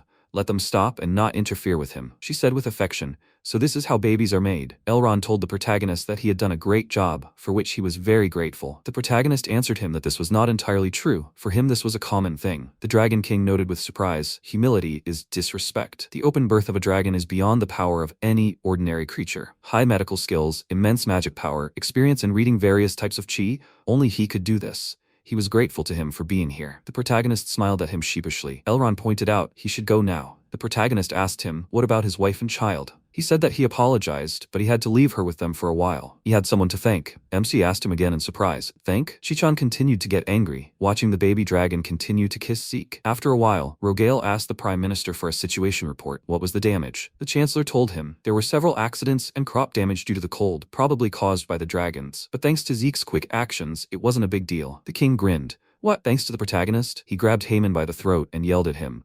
What do you mean thanks to Zeke? Is he on the side of that idiot doctor? The Chancellor hissed in response. Well, what is His Majesty saying? He is simply telling him the facts. The king suddenly hugged him and remarked, this is terrible. He did not think that the main character could live in such a place. At that moment, Elrond appeared in front of them. His Majesty was surprised. Who is he? These are the king's private chambers. Who allowed him to enter here? The Prime Minister noted, it seems he has seen him somewhere. Elrond said, by coincidence. He is also a king. He is Elrond, the Dragon God King, the Great Winged One, ruling over all dragons. The surprised Chancellor repeated his words. Rogale asked him in confusion, but what is he doing here? Elrond noted, an ice dragon who appeared in these lands before. She did not wish anyone harm, but she suffered during the attack. He is looking for the culprit. Do they happen to know who it is? The frightened authorities hesitated with an answer. Then the Chancellor exclaimed that he saw everything. They were hungry wolves. As far as he remembered, a gang with such a name attacked his wife. The king appreciated the resourcefulness of his chancellor and added that everything was so. Elrond chuckled, they say hungry wolves. He stuck his hand through space,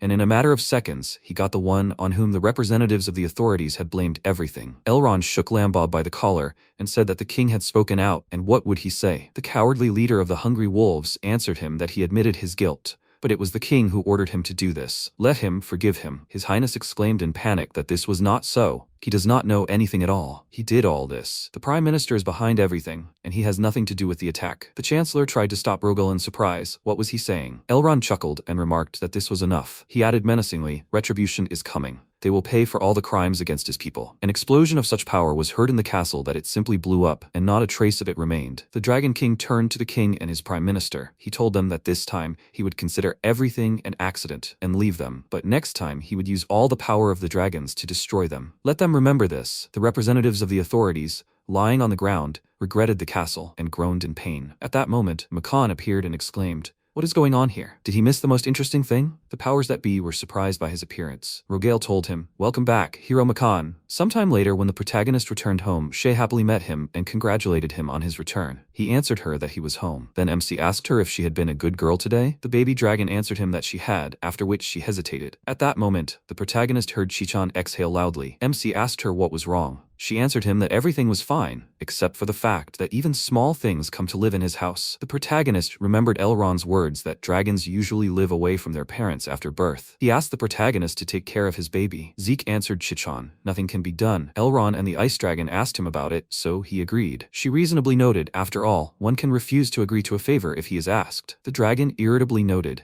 she lived with him all her life, and now her sister has returned, and this new girl. Elrond's daughter corrected her. Not the new girl, but Shia. Chichan asked her in amazement. What did she say? Shia repeated what she said, and added that it was the name the protagonist gave her. The protagonist noted that it was true. The name suited her because of her sky blue scales. She didn't like it. The baby thanked him. Chichan objected, but that's not the point. Why did he even give a name to someone else's child? Mint said embarrassedly. Dragons are a species for which family is above all else. Letting a stranger name his child is trust. The Dragon King was so grateful to her brother that he allowed him to do this. MC noted there was nothing to be done about it. Chichan sighed in irritation. The protagonist smiled and expressed hope that they would get along. At that moment, everything around went dark. Zeke heard someone in a female voice address him as you. He exclaimed in surprise. Who is there? He thought. Chichan was gone. Shia too. What was this? Illusions? Spatial transference? The protagonist asked the void. What does she want? Elena appeared in front of him and asked him not to worry. She just had one question for him. What does he want? The protagonist answered her that it was hard for him to say.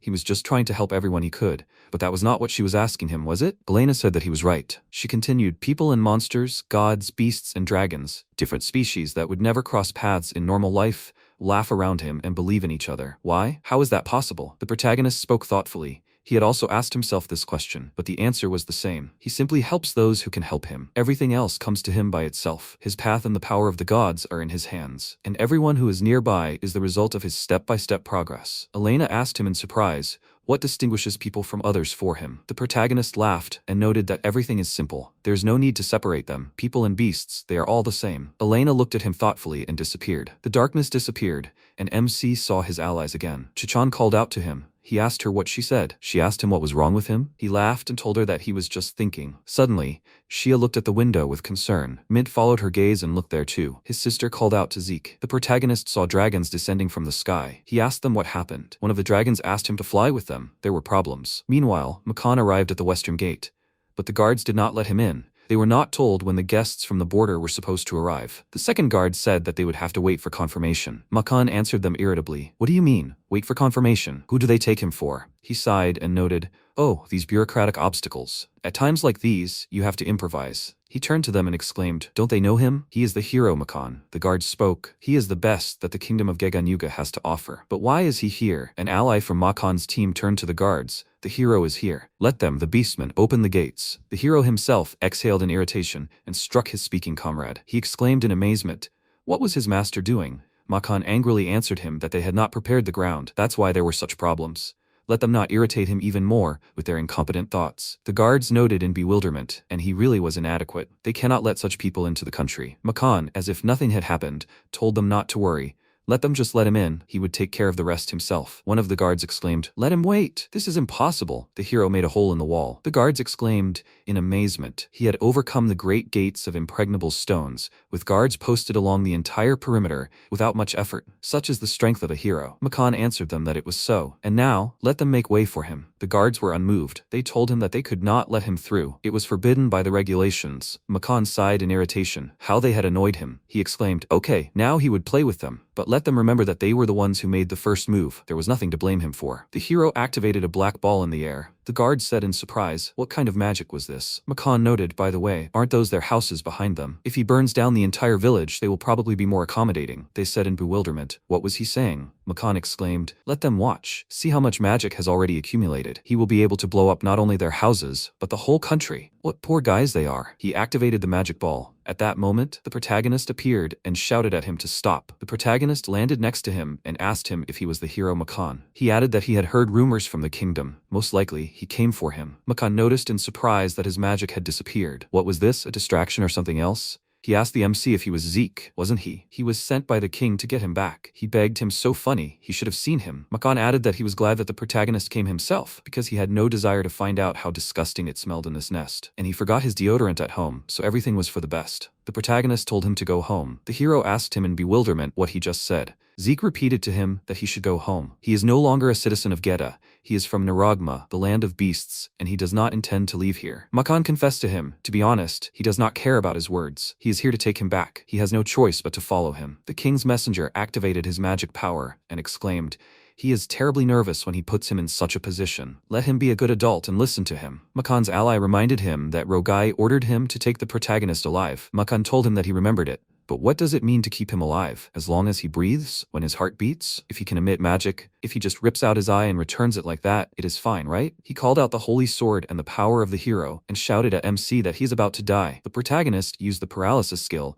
and blocked the attack of the impudent hero. He pierced him with the holy sword, an explosion was heard. Macan's companions called out his name in alarm. He rudely told them to shut their mouths and get away from him, or they would be dead. The hero said in surprise, "What did MC say? Paralysis? That's the lowest rank? One skill. Did he pierce his holy sword with something like that?" Macan thought, that can't be right. The protagonist pretended to cast another skill, but he actually cast a more powerful spell. However, he was cunning. The protagonist told him that if he didn't want to get hurt, then he should go home. His opponent chuckled and said, he seemed to want to try, but he's a brave warrior who received the blessing of the goddess. Does he understand that? Macan continued, he can block all the magic that normal people use. As long as his barrier is up, any attribute magic won't work. He will slowly accumulate magic power to destroy it. While holding the barrier, the hero began to count the amount of magic. He asked the protagonist how he could count down to his death like that. He would carefully gather all the magic so that there would be no trace of him left. The protagonist resorted to his next skill. Macan laughed and noted, after the electric shock, now ice and snow magic, and he really is smart. But according to his feelings, he did not hear well what he, the hero, told him. Now he is definitely invulnerable. MC, without responding to his statements, activated his skill and broke the barrier of the restless hero. The guy said in amazement, what did he do? The protagonist answered him that he used the alchemy of misty ice. This is a divine skill that he received from the connection with the dragon. It seems to work better than the skills from the goddess. Macan noted in bewilderment, this is impossible. This simply cannot be. He fell backwards, as if mown down. The dragons noticed. Zeke's mastery of fog and ice alchemy increased by 32. The guard asked the protagonist, is Macan dead? The protagonist answered him that he did not think so. He is one of the strongest heroes in the world. MC gave his opponent to his allies, asking them to take him with them. He added, let them tell him to return home. The hero's comrades answered him with stuttering voices that they would do so. After some time, the protagonist told Sophia what happened near the western gate. She thoughtfully noted, so the hero is Macan. Zeke answered her that it was so, but he sent him away. Looking at the thoughtful look of the girl, MC asked her, did he do something wrong? Sophia sadly said that it was so. She explained to him, although the news did not reach them, the hero came to their country as a messenger. Whatever happened, it was easy to understand that Getanuga had caused them problems. The protagonist was dejected and remarked that he was very sorry. The guards stood up for the protagonist. They turned to Sophia and told her that they had made their move first. Mr. Zeke had protected them. If they were guilty, it was only that they had failed to fulfill their mission, and they were willing to take any punishment for it. MC turned to his unexpected defenders with surprise and gratitude. Sophia said, of course, thinking of punishing anyone, but the king wouldn't back down from this. If word got out that they had kidnapped someone important enough, like the protagonist, it could, in the worst case, lead to an all-out war involving the surrounding human nations. The protagonist objected, but of his own free will. Sophia told him that if he couldn't prove it to the whole world, then it was just words. One of the knights asked Sophia to speak and said that he was offering to give MC a knighthood. If they show people that he is not just a pawn, but an important and valuable citizen of their country, they will not be able to touch him so easily. Sophia exclaimed, this is a good idea. The protagonist was surprised. Chivalry? When he realized what was said, he was very happy about it. He asked them with admiration, does this mean that he will become a nobleman? He is already too grateful for the position of the head doctor. Tiffany exclaimed, not at all. They will make him a royal person. Sophia supported this idea too. MC was surprised by everything that was happening. Sometime later, Zeke, coming out of the party in his honor onto the balcony, looked at the order on his chest and said, he really received a knighthood. The inhabitants of the country are so frivolous. Not only in the parliament, but also in the square, everyone was unanimous. Mint answered him, that's how much they love her brother. He was surprised. Is his sister here? The girl noted. No one likes it when the star of the show leaves the party. MC said, now that the ceremony is over, it's time to enjoy the evening. Elron and Sophia watched them with a smile. Mint smiled and answered her brother that she understands it. He asked her if she wanted a drink. They said that you can drink here from the age of 15. Mint looked at him in surprise and said that then she would take one sip. The protagonist handed her a glass. The girl took a sip and admitted that it tasted great. She returned the glass to him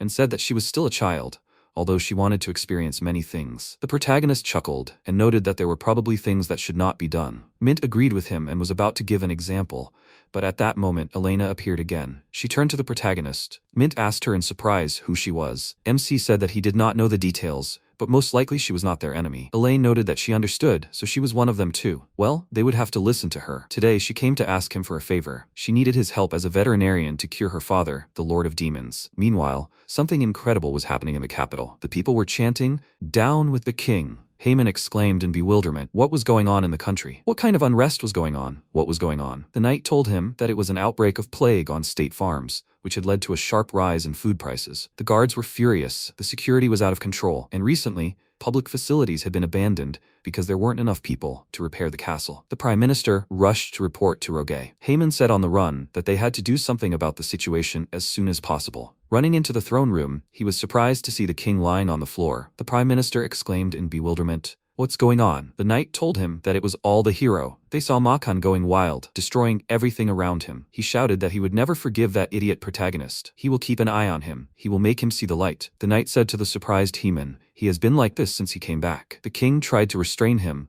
but as he can see, it did not lead to anything good. At this moment, the hero was called out by Tang and his team. He told Macan to stop rampaging. He was disturbing people. Tang added, he was a hero, and he always told him to behave restrainedly. Macan angrily answered him to shut his mouth. Let him tell him what to do. Tang said, even though the king gathered them, the goal of their group is to defeat the demon lord, so he should not forget about it. The hero smirked and exclaimed maliciously, is this what he calls a group? They are just a bunch of weaklings trying to replenish their numbers, and without him, the hero, they would all be dead by now. An ally called out his name and told him that they found the protagonist. The hero exclaimed, where is he? He will kill him right now. The ally looked into her magic ball and named the location of the protagonist. Macan exclaimed happily, just in time, they will arrange a bloodbath for all of them. At this time, the protagonist and Elena came to the palace of the demon lord. The protagonist noted in surprise, so this is what it is like. Elena told him that it is so. She asked him, is he not afraid? They came without an escort. MC noted he does not think it is a trap. He is worried about the sudden heroes. That is why Mint and the others were left behind. He asked her, is she sure that everything will go well? Bringing a person to the stronghold of demons, is it possible? Elena told him that she did it for her father. Suddenly, she grabbed her head and abruptly fell to the floor. The protagonist anxiously exclaimed, what happened to her? He leaned over her and thought in bewilderment, was this some kind of curse? At that moment, Jamar cursed and said, addressing the princess, that she should not have done this. The protagonist turned around in surprise at his voice. Jamar continued, she should not make such vulgar sounds openly, it is not good. Does not she think so? Elena said his name through clenched teeth. The future prime minister of the Lord of Demons. He laughed and said, besides, what made her? Their princess? Bring some weak person to their lands. MC straightened up and noted, he apologizes for his nature. He is Zeke, a veterinarian. Jamar exclaimed cheerfully, so he is a doctor. So that's what it is. He noted, maybe so, but he will have to report to him. He, Jamar, takes over the post of Prime Minister in place of the sick lord, and he does not advise him to do stupid things. Elena exhaled in irritation. The demon asked her if she was feeling better. She told him she was fine. The girl explained to the old man that she had asked this man to examine her father, and since no one in the castle could cure him, they needed an outside opinion. Jamar thoughtfully remarked, is that so? Of course she was right, they needed an opinion. He smiled and added, but that wouldn't help, would it? When the protagonist and the princess approached the demon lord's chambers, Elena asked the protagonist to do everything in his power. He told her that he would do everything in his power. MC understood what she meant. Apparently demons aren't entirely loyal either. And this Jamar, he was probably responsible for Elena's curse. And judging by his speech, he was quite conservative. If so, then the Lord's illness was most likely his doing too. Entering inside, Zeke saw the Lord. He was lying in bed, and his body was so emaciated that it seemed transparent. The protagonist noted that it was the same curse, but probably not as strong as Elaine's. The girl asked him what he thought. The protagonist answered her honestly that her father's condition was terrible. A powerful curse was eating away at his entire body like a spider web, and if he tried to heal him with a normal method, he would fall apart. The girl cried out in despair. It can't be. Jamar's laughter was heard behind her. The protagonist thought hard. After all, they were demons. Their bodies were too different from those of humans, beasts and monsters, and the flow of magical power was unusual, a kingdom completely unknown to him. Jamar asked him sarcastically what had happened. He didn't look well. Wasn't a human doctor going to treat the Lord? The protagonist, without answering the evil old man, looked at his hand and thought, with this power that healed the dragon, can't he handle it? Zeke looked at the worried Elena. He asked her if she believed him. The girl, without the slightest hesitation, answered him that it was so. She believed him. MC stretched out his hands over the demon lord's body and activated the skill God's hand. The amazed Elena stared at him. Jamar laughed and noted, healing magic? The demon added, continuing to grin, funny, he really is so ignorant. Healing magic that heals everything in the world is extremely poisonous to them. Demons. What will happen if you use it on a defenseless demon lord? Jamar said that he just can't stop laughing. The protagonist, ignoring him, continued his work. Finally, the demon lord's skin began to acquire a denser shade, and he opened his eyes. Sitting up on the bed, he touched his head and asked, where is he? Elena, not hiding her surprise and joy, called out to her father. Jamar froze in amazement, not believing what was happening. The girl rushed to her father. He asked her, is she his daughter? Jamar laughed hysterically. Elena told the Lord that he slept too long, but the protagonist, a human doctor, healed him. Elena's father answered her that he saw that it was a human. He turned to the protagonist and thanked him for his recovery. MC embarrassedly answered him, "No need for thanks, it's his job." Elena asked the protagonist in surprise, "But why?" Jamar also wanted to ask him how he did it. "He has healing magic, and it is extremely poisonous for demons." The protagonist honestly admitted to them that he himself did not know for sure, but he had no doubt that this matter would be successfully completed. He added that his divine abilities were developing with each passing day, so perhaps meeting Elena and his wish had given him even more strength. The girl said his name with gratitude. Jamar noted in bewilderment, "What nonsense. This simply could not be. No mortal could break that curse." The demon lord, hearing his words, exclaimed, "So it was all his doing. No one else would have thought of such a thing." Jamar grinned and said, "And he so hoped that he would remain his puppet." The old man hit his staff and continued, "It can't be helped. He will destroy everyone who stands in his way. Even though the Lord is healthy now, but in a weakened state, he will not win. He can't wait for the gastric juices to dissolve him completely." The Lord said, "The room itself is his, Jamar's magic." As he can see, the old man thought of everything. Elena exclaimed in surprise, "Is this the time for praise? What should they do?" The protagonist said, "Let them leave it to him." Jamar laughed evilly and said, he didn't think he would have to use a composite magical beast, but it can't be helped. The protagonist activated the misty ice alchemy and destroyed the creature created by Jamar. The old man, not believing his eyes, screamed, "What? A special S-class demonic creature, secretly raised to kill the demon lord, destroyed by a human?" The protagonist, meanwhile, carried the lord and Elaine to a safe place and said, "It's time to repay them, right?" Jamar chuckled. "It's not over yet." He summoned the demon lord's army and called on them to kill them. The lord noticed, "So the entire army is under Jamar's control?" Elena couldn't believe it. MC, meanwhile, activated paralysis and cast a spell on the demon army. In an instant, all the demon warriors fell, unable to even move. Jamar exclaimed in bewilderment, "What is this? Paralysis?" The protagonist suddenly saw crystals in the air. He noticed in amazement, teleportation crystals again. Zoroa, then the elf, and now this. They seemed to be buying in bulk somewhere. The overlord told him that this was not so. Jamar made them, and he also distributed them to everyone. The protagonist summarized, so he was behind everything. The overlord told him that he was surprised that he managed to destroy their army. He, a simple human doctor. Zeke admitted to him that he himself was surprised that the sworn enemy of humanity, the demon lord, could talk so calmly. Elena said indignantly, she did not know what people thought of him, but her father had always been an excellent ruler and parent. The overlord noted, no wonder he had a bad reputation. The cursed items of the demon lord. Zeke said, "That's right. All the monsters in the world are under the influence of this. They go mad and attack people." The overlord noted that this is true, but this is not his fault. He asked the protagonist to look at something. The overlord opened the robe on his chest, and MC was surprised to see that the overlord had a demon crest on his body. Elena's father noted that it was true. These were the founder's cursed items. The protagonist repeated his words in surprise. The overlord continued, "It was left by Belial, the first demon lord, the founder of their kind. The demon crest appears on every subsequent demon king, and will never disappear. As long as it exists, their kind and the demonic beasts will be under its influence." The protagonist said that everything was clear to him now. The overlord noted that this influence strengthens the overlord's power. Conversely, it only embodies the ideals conceived by Belial. Therefore, no matter how many hundreds or thousands of years pass, demons will only be an enemy of humanity. Elena noted that not all demons crave useless conflicts, and her father tried to find a way to coexist. Her father added, and that was when Jamar used it. The protagonist spoke about all this. If they did not mind, let him try to remove it. The overlord exclaimed in surprise. What did he want to do? The influence that had bound successive demon lords for many generations? Did he think he could remove it? The protagonist answered him honestly that he had no guarantees, but his power was given to him to help those in need, and he could not abandon them in such trouble. The overlord looked closely at Zeke, and noted that he had a strong-willed look. Well, he would trust him. Let him break this unbearable chain of damned influence. He added that he was ready to exchange even his life so that the next generation would not have to bear this heavy burden. Elena anxiously turned to her father, but fell silent, seeing his determined look. The protagonist reached out to the demon lord and mentally said, God, the original demon lord, who is stronger? He is talking about things that are beyond his capabilities, but somehow the key to everything was in his hands. The lord suddenly began to shake, and something fiery seemed to come out of him. He noticed in surprise, this was the power of the MC reacting to the sign of the imposed effect. The protagonist continued his work. He thought then, he can heal everyone, even the demon lord, and the gods, and even the whole world. The Lord and Elena saw that everything around sparkled, as if pierced by lightning, including their mansion. The Lord, looking at his home, said, "No, this is Zeke's magic passing through him." Elena, looking anxiously at her shaking father, shouted to him, "Is he okay?" After some time, Sophia and Tiffany appeared in front of the protagonist. The daughter of the Divine King exclaimed in surprise. His friend received the title of savior from the Demon King.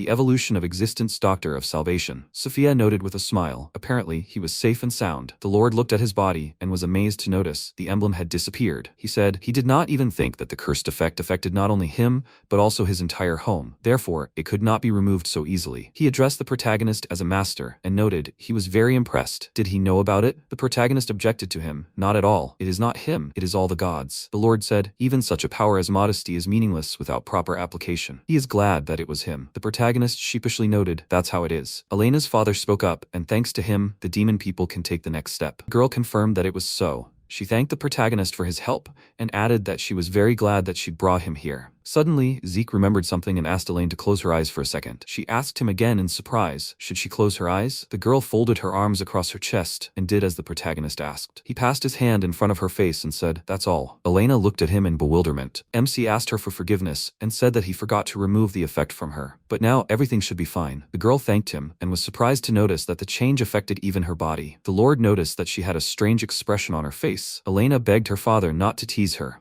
The protagonist asked them in bewilderment. What were they talking about? The girl simply blushed with shame from his question. At that moment, Macan's voice was heard. He turned to the Lord of Demons and told him to come out to him. The protagonist was surprised to recognize that voice. The hero appeared in front of them with his team. He proudly said his name and added that he came to destroy them all. Macan turned to the protagonist and sarcastically remarked, as he saw, Zeke had found new friends? The protagonist answered him. He was even more stupid than he thought. He never learns anything. Elena said with concern, they were so careless. They only removed the defense mechanism from the territory to invite MC inside. The protagonist reassured her. Everything was fine. He asked Macan. He was here to defeat the demon lord, right? Then let him not worry. He, Zeke, removed from him what made monsters and demons go crazy. So there was no need to fight anymore. Macan stared at him in surprise. The protagonist continued, can he see? The demon lord had no intention of letting the demons run wild.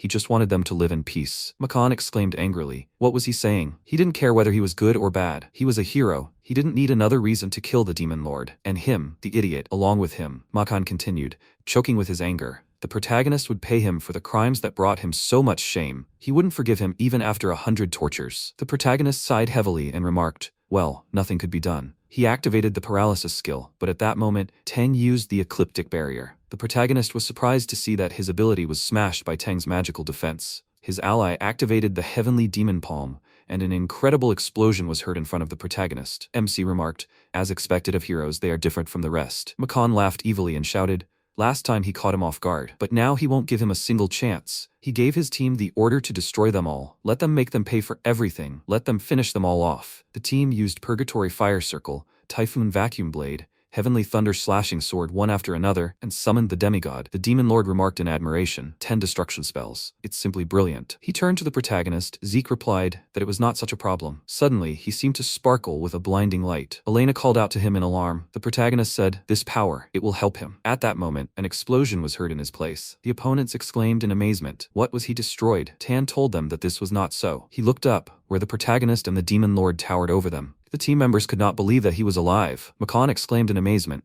what is in his hand? He shouted irritably at the protagonist. Why does he have it? It is he, Macan, the hero, so why is the holy sword in his hands? MC answered him with a smile that he himself does not understand how this happened. The demon lord explained to them that the holy sword was imbued with the power of a hero and needed it. As a demon lord, he could vouch for what he said. Macan cursed several times and exclaimed angrily, he didn't care if it was a bug or a hoax. They didn't need two heroes in this world. Tan pointed out that it was true. There was only one hero. Macan smugly noted that these were the right words. He was the one and only. He was a hero. Suddenly he became silent in bewilderment and called out to his ally. Tan, ignoring him, bowed his knee in front of the protagonist and told him his name. He added that he entrusted his life to the hero Zeke. Macan couldn't believe his eyes. He angrily exclaimed to his comrade, what was he talking about? Let him not work for this clown. He is the only one he should follow. Tan looked at him and asked him, can he summon the holy sword? The hero answered him that it was so. He was a brave man. Tan did not answer him. Macan was furious. Why was he silent and did not answer him? Tan rose from his knees, addressed him by name, and said that he was no longer a hero. Perhaps even the goddess had abandoned him. Macan was simply amazed at what his ally said.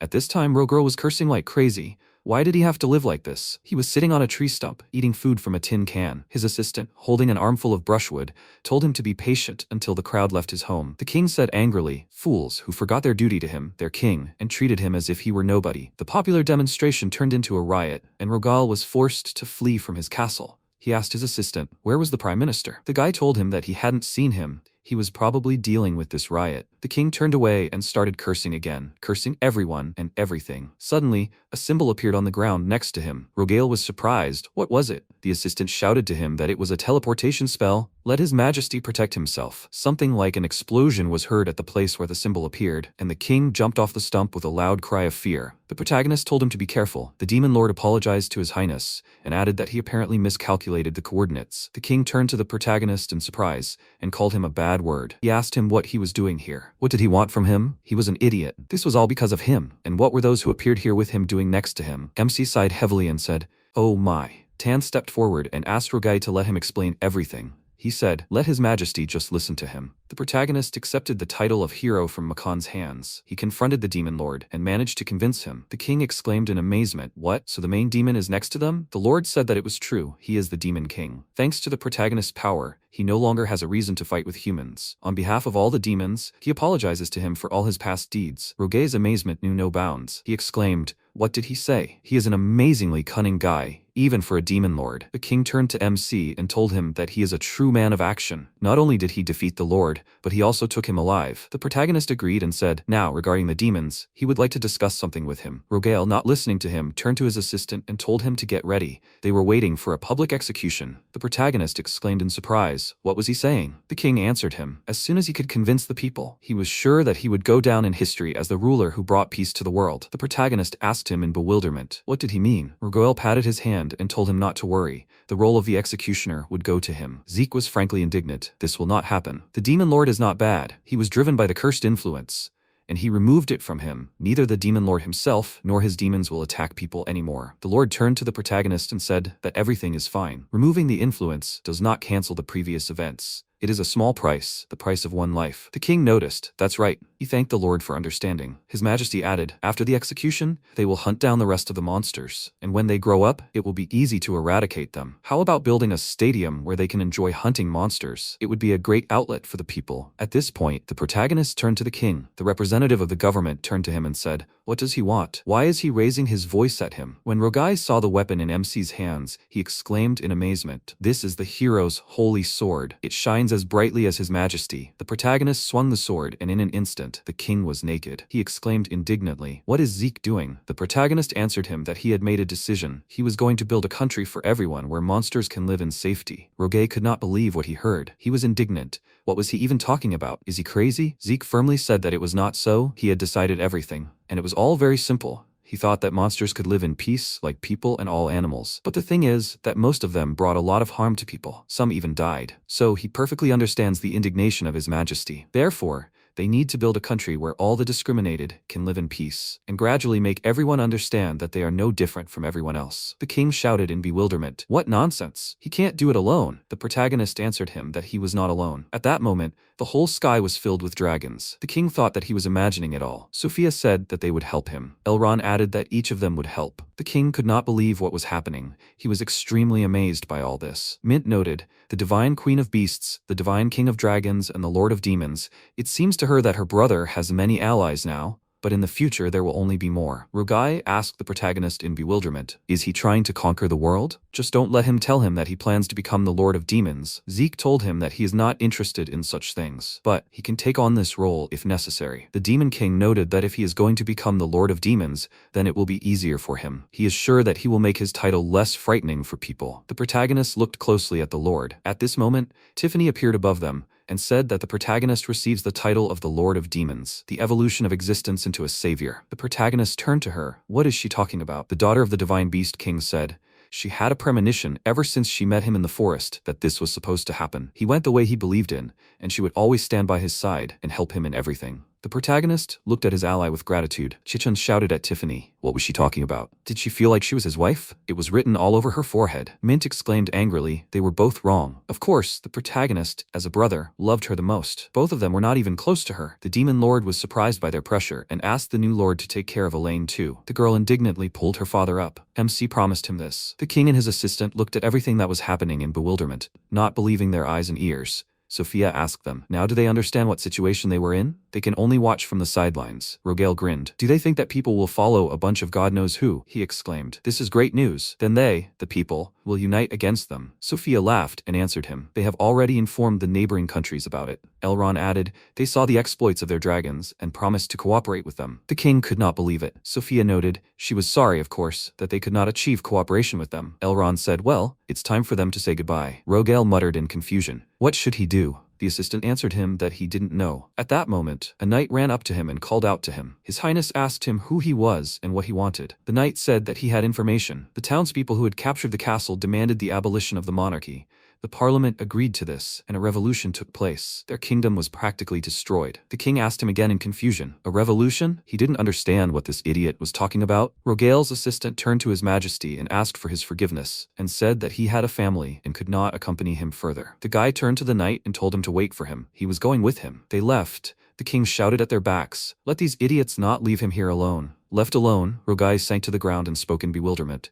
How could this happen to him? At that moment, he heard Haemon's voice, who called him. His Majesty raised his head up and asked the Prime Minister in surprise, is this him? Where has he been all this time? And since when has he been flying? Is this some kind of joke? Suddenly a dark shadow appeared in the air, and a voice said, he thinks he will be the most useful. The voice belonged to Rouge. He threw the Prime Minister to the ground upside down. Rogai shouted in surprise, what is he doing? Rouge reached out his hand and turned the king into a demonic creature. He then turned to the protagonist. Meanwhile, Tiffany was writing a letter in her office, and then stretched and said that her homework was done. Tiffany jumped out of her mother's arms and said that she was going to visit Zeke. Sophia shouted that she should behave and she agreed, and then flew out the window. According to Tiffany, after the protagonist announced the founding of his country, he immediately carried it out. The divine power that ended up in his hands changed the lands of the Demon Lord. The former barren deserts began to change and bloom. New buildings appeared there, and many resources were discovered. The monsters that came to their senses, demonic beasts from all over the world, and those who shared the protagonist's aspirations also gathered from all over the world. In an instant, his castle turned into one of the leading cities of the continent. After a while, Tiffany flew to Vetelinari Castle and happily exclaimed that Zeke is so cool. She called out to him, but noticing that he was not there, she said in confusion that there was no one there. Dorothy called out to her and asked if she had come to visit them again. Tiffany asked how they were doing. She replied that everything was fine. He and the others had been very kind to her. He left again, leaving her to do the work of a demon lord. Tiffany noticed that Zeke was not just lazing around and being lazy. Meanwhile, on a farm in the suburbs, the protagonist assessed a cow and, after petting it, said that again there were no problems and good health. The farmer happily said how good it was. He was a little worried about the change of scenery, but it seemed his fears were unfounded. He called him a demon lord, and he replied that he was not a lord and not a hero. Although people say so, he was just a veterinarian. The farmer laughed. Well, if that's what he decided. The girl called out to the protagonist and handed him a can of milk, asking him to try it. MC drank the drink and happily said how delicious it was, and generously seasoned with love. The girl looked at him with admiration and exclaimed. She was so happy, when suddenly Tiffany flew in and called out to him. He said in surprise that she caught him. The farmer happily said to the demon lord, welcome home. Meanwhile, they were moving on. Chai and Mint exclaimed that he couldn't do that. You can't just skip work, and if he's going to skip work, then do it properly. Even so, he works too much. Zeke awkwardly asked, was she scolding him or praising him? Tiffany happily said, if you think about it, she hadn't seen her like this for a long time. Chai replied that she was her legs, and no matter what form she took, it would always be like that. Tiffany thanked her, when suddenly she heard Mint's displeasure, and asked what happened. The protagonist asked, what reason does she have to be indignant? She even works as a librarian. Mint noted with displeasure. She hoped that they would spend more time together, since they work in the same castle, but he is constantly busy with fieldwork, and leaves the paperwork to her, and asked him for a transfer. MC stopped her and said that her work is important for the children who will become the future of their country, and he is counting on her, or rather all of them. Mint came to her senses after his words and awkwardly said, that's right, for the children and her brother's future, she will do everything in her power. The protagonist smiled and agreed. For the sake of the future of their country. It's almost noon, so they will all have lunch together when they return to the castle. Tiffany happily agreed and asked to take Shia with her. She also agreed to have lunch together. Meanwhile, in the deepest part of the Demon Kingdom, Jamar entered the castle and greeted Rouge, and then thanked her for saving him. Rouge remained silent, and he continued to say that without his help, he would have been captured by the powers of this god. After he realized that he was not going to answer, he called out to Rouge and he asked him to look at the body of the beast. Jamar asked in surprise, is this the synthetic magical beast he acquired the other day? Rouge noted that he fed it to see if it was hungry, but it did not eat. Maybe something was wrong with it? He had never had a pet before. Jamar wondered what he fed it. Rouge replied that it was a human body. He awkwardly said, although it had become one, it was still a former human, Why didn't he give it something else, like animal flesh? Suddenly Jamar's hand twisted and he asked with pain in his voice, what was he doing? Rouge replied that he was simply following the rules. They say that in order to gain power, you need to eat the one who has it. Jamar looked at him in fear. He asked, and what was that? The power of a god who lifted the founder's curse. He never thought that his father and Elena would be connected by something like this. Rouge stood up from the throne and headed for the exit. Jamar asked where he was going. He replied that he was going to sleep and asked to wake him up later. Jamar asked in confusion how they would cope with the power of a god. Rouge replied that he was not interested and then left, leaving him alone. Jamar smugly cursed him. But first they would cope with the power of the gods, and then with the protagonist. They, the newborn army of the demon lord, would kill him. Sometime later, in the backyard of Vetelinari Castle, Tiffany happily exclaimed that the food looked delicious. Did Mint cook it? Mint agreed. She cooked such a meal every day for her brother, and usually only he is allowed to eat it. MC smiled and noted that he invites someone to eat every day. Tiffany exclaimed, how wonderful. She would like to do the same. She asked indifferently, what's so special about a packed lunch? She could do that too if she wanted. Mint asked displeasedly, was she talking about the time she tried to feed her brother dead mice? Chai looked at her irritatedly. The protagonist awkwardly noted because each species has its own preferences. Shia said that she loves rats, and he doesn't? Chai exclaimed displeasedly. She will also learn to cook a delicious lunch. Tiffany happily exclaimed that she will look forward to it. Mint reminded about studying. It seems that Elena often visits the library and studies something with great enthusiasm. Tiffany, stuffing her mouth with food, asked, isn't she a princess of the demon nation, and also lives in his country? He agreed, along with her father, and he managed to free them from the founder's curse. If she is interested in something and began to study, then that's already good. Mint agreed sadly, but she seemed to be worried about something. Meanwhile, Elena was sitting near a large tree and studying a book, when suddenly Zeke appeared behind her, thereby scaring her. Elena began to fall from the tree branch, but the protagonist caught her in time and apologized for scaring her. She asked how he knew that she was here. The protagonist answered, probably the power of a god, and he can tell who, where, and what they are doing within a radius of 500 meters or so. Elena sadly noted that this was probably true. MC picked up the book, and looking at it asked, was she reading a medical textbook? He heard that she studied hard. Elena hugged the book to herself and said sadly because she can't do anything, neither cast spells nor fight. Zeke asked her to sit down and he will listen to her if she wants. She thanked him and said as far as he knows, she was born the daughter of a demon lord, but she did not have any talents. Even those who had looked after her since she was a child abandoned her one by one, and then she was left alone. He could see that they were not even hiding their smirks. The protagonist pointed out that she could not tell a stranger about this, and that was terrible. She pointed out that it was not surprising, since she did not have the ability or anything to lead the demon tribe. At first, she thought that she could cope with the disease herself. If she could solve the problem, everyone would pay attention to her again. She even thought that she had a good chance, but the result did not live up to expectations. Her condition continued to worsen, and Jamar, who had an aversion to her, became more and more powerful and was able to deprive her of the command of the Demon King's army. In the end, she turned into a decorative princess, and if only she had political talent like her father and brother, if only she had medical knowledge like him. She is so upset at her uselessness. MC noted that not everyone has the talent to lead a country, and he wouldn't have been able to cope with such a curse without the help of a god. But there was nothing to be done, so there was no point in feeling sorry for yourself. Elena agreed and thanked him for the conversation. She apologized for distracting him. She was glad that he listened to her, and she really felt better after coming here. The protagonist exclaimed that politics is not his skill, but he can help her with medical knowledge. She looked at him questioningly, and he happily decided that he would make her his apprentice. Meanwhile, they were near a pond, and the protagonist said that they would begin training her. Elena happily agreed, and she, who was watching this, asked what the fuss was about. Tiffany said that he took her as an apprentice. Chai asked, apprentices of what? Mint called out to her and asked,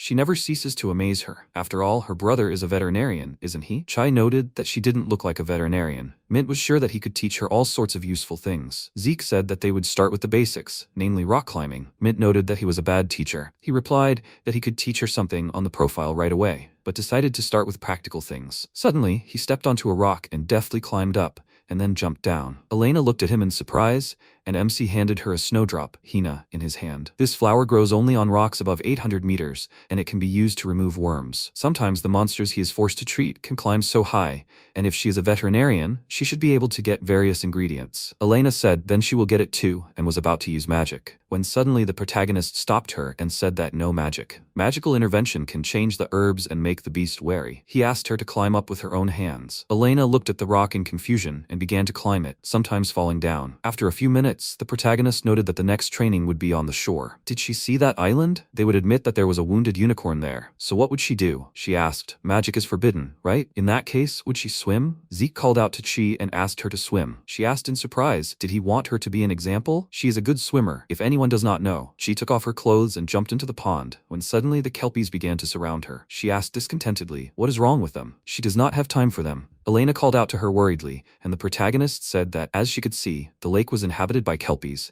and it was dangerous to swim in it. She exclaimed with displeasure. He knew it would be like that, but he asked her anyway. MC thought that she would calmly go into the water and not jump. She climbed out of the pond and noted that it was very unpleasant. Elena worriedly apologized to her. Kelpies have been too naughty lately. She is a terrible princess who can't even handle her own subjects. She awkwardly said that everything is fine and it is the protagonist's fault. So it turns out that he did it in order to see her wet. If Zeke wants it that way, then she will show him everything herself. Mint displeasedly asked to leave her alone until she said something else. Chi smugly exclaimed that she envies her adult charms. Mint asked her not to worry, she is using her rich intellect to entice her brother. The protagonist looked at them and said that they were really good friends. He asked, so what should she do in such a situation? Elena said hesitantly, if magic doesn't work and swimming doesn't help. Tiffany noted that it sounded like a riddle. Zeke laughed, there was something to it, and the correct answer was walking. The situation was really difficult, so it was enough to just walk on water. Chi asked in confusion, how is he going to walk without magic? MC was surprised and asked,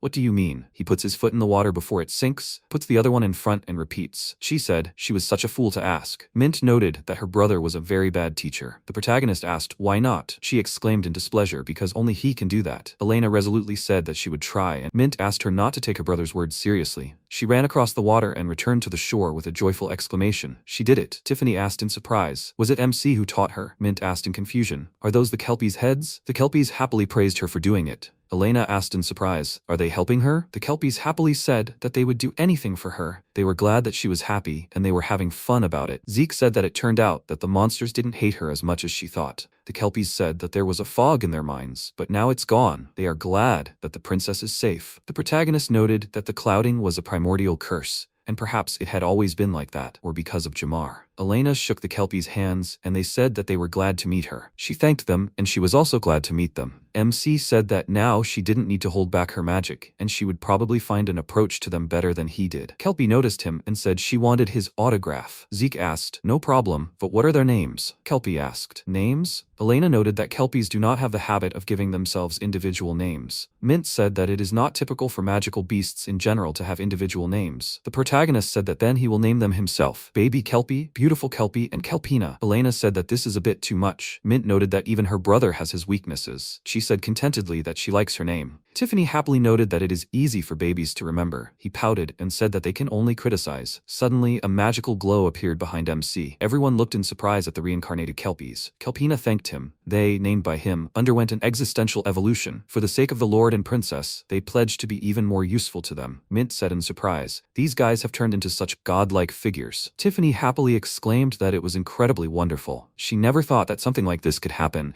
just because Zeke gave them a name. Mint looked at Chi and noted with displeasure. It seemed that no matter what power the brother had, it all depended on the source material. She asked smugly, is she still trying to blame her? Tiffany noted that he had named someone else. Shay called out to the protagonist and threw herself into his arms. MC asked in surprise, is she Shia? When suddenly Elron appeared above them and said that everything was so. The protagonist asked what they were doing here. Elron said that he had decided that it was time. The protagonist asked, time for what? Mint noted, for Shay's evolution. Zeke came to his senses. He had named her after all. But will she be able to evolve just as easily? Elron answered, they have dragons, magical vessels stronger than most, and even their smallest wings are more developed than the most powerful magical beasts. MC smiled and said that she was a small and beautiful dragon, but now she has already turned into an equally beautiful girl. He looks forward to working with her further, and then patted Shia on the head. She smiled and agreed. Chi and Mint looked at them in confusion. Chai asked if she wanted to join his entourage. Shouldn't she first greet her elders? Mint asked her to stay away from him. She may have been a small dragon before, but she was no longer going to ignore her. Shay hid behind the protagonist in fear. Zeke smiled and asked what was wrong with them. Elron laughed and noted that many felt pressure near him. The protagonist asked in confusion,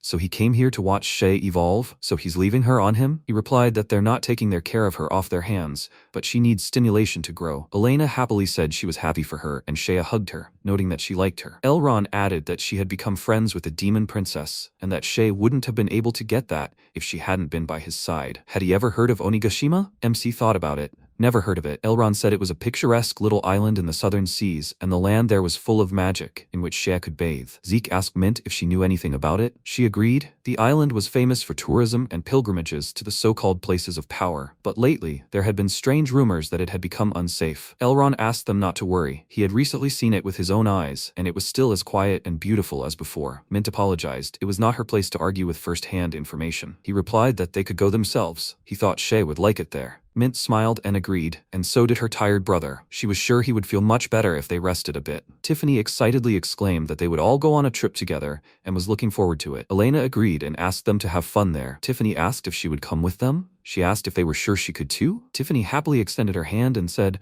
of course they were friends, and suggested that they have fun together. Elena asked in confusion, friends? MC agreed, of course. Besides, he had not finished her training yet, so they would continue training in Oniashima. Elena happily agreed, and she threateningly said that she was not allowed to leave their supervision. Mint added that they will look after each other in the bathroom and before bed. Elrond happily replied, so it's decided. The protagonist said that if it's an island in the southern sea, then they need a boat. Elrond pointed out that it's not necessary, since he asked his friends to provide them with transportation. Zeke thanked him, and he asked them to have fun and take care of Shia. He agreed, and Shia happily said that they were flying. Meanwhile, Elrond told Sophia everything that happened, and she flew with MC and the others to Oniashima. Sophia was taken aback and asked, did he say Oniashima? Elrond asked, what's wrong? The subordinate said that the island is currently a high-risk zone, where the existence of a new species of magical beast has been confirmed, and he heard that there is civil unrest there now, so the island is not the best place for sightseeing. Elrond noted that he heard something similar from the guys, and asked not to worry. He saw the island,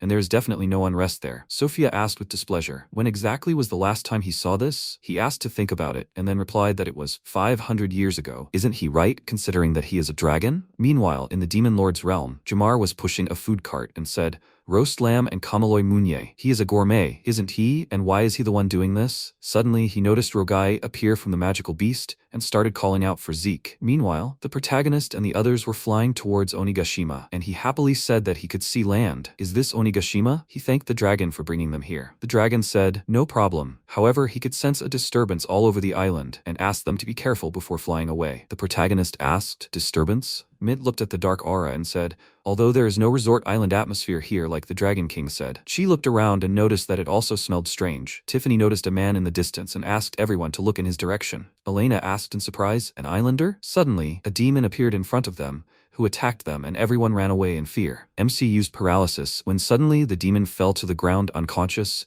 and he asked the guys if they were okay. They agreed and thanked him. He looked at the demon and approached him. Tiffany asked, is this a monster? Elena worriedly said that she had never seen such, at least in their army. Mint noted that perhaps it was endemic to the island. Suddenly, a magic circle appeared above them, and Zeke asked Mint to tell him what it was. She was surprised and said, is this really an enlarged image of his blood? Chai said in surprise. It seems that she understood what was being discussed. The protagonist noted that he was exactly trying to figure out why it looks like that. Swelling and symptoms of the disease are clearly visible here. Tiffany asked if this monster was sick. The protagonist said it was not a monster, but a human. He used purification when suddenly the demon's shell began to disappear and a human appeared. Shisuo looked at his body in surprise and asked, what was that? MC smiled and said that everything was fine now and then greeted him. Shisuo bowed and apologized for the trouble he caused. His name is Shisuo, and he is a member of the Oni clan living here on Oniashima. Tiffany happily said that she was pleased to meet him, and Elena was glad that he recovered from his illness. Shisuo asked in surprise, an illness? He thought they were cursed. MC noted that it was caused by a virus, but he was unable to cure it. Shisuo said that he could not express his gratitude to him. Mint asked if he said them, so did others have the same symptoms? Shisuo agreed. It was not only him who was affected,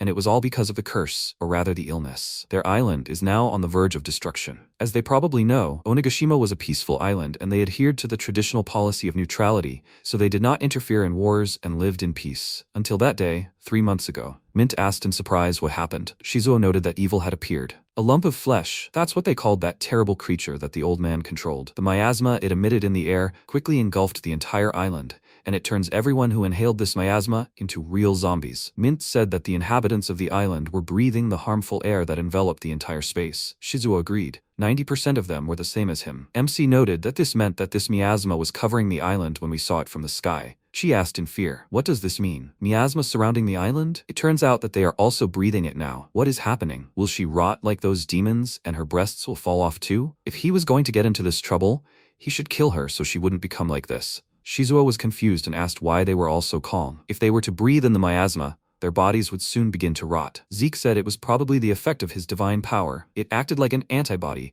protecting everyone from the virus, like a vaccine. Shizuo looked at him in surprise, then bowed and said that he was truly a messenger from heaven, bringing salvation, and asked him to save their island. The protagonist smiled and said that he wanted to do that. Mint said, upset that they were counting on a vacation. It looks like they won't let him rest. The protagonist said besides, they were asked to help. They will quickly solve everything and go on vacation. Meanwhile, they arrived at the Oniashima residence, and Sakura met them. She introduced herself as the current owner of Oniashima. Shizuo said that this man helped him, and the protagonist introduced himself as a veterinarian. Sakura noted, the great demon lord in white. Rumors about him spread throughout the island. Tiffany happily exclaimed that how cool those words sounded. Zeke smiled awkwardly and said, he didn't think he had such a nickname. Shizuo exclaimed, he knew he was not that simple, and then asked to forgive him if he could have been rude to him in some way. MC said that everything was fine. In such a state, he could not have done anything. Shizuo told him about the situation on the island, and the castle turns out to be a safe zone. Sakura agreed. This pearl from the island holds back the miasma, just one step beyond the gate, and disaster will happen. The protagonist noted that everything was worse than he imagined. She fearfully said that these were terrible scenes for Shia's training. Shizuo replied that he was glad that he was able to lead them to a safe place. Sakura noted that she did not even know that he was safe, so she was worried about him. Shizuo said in confusion that he was ashamed to admit that he was among the stall. He was cured by MC, who happened to be passing by. Sakura asked in surprise,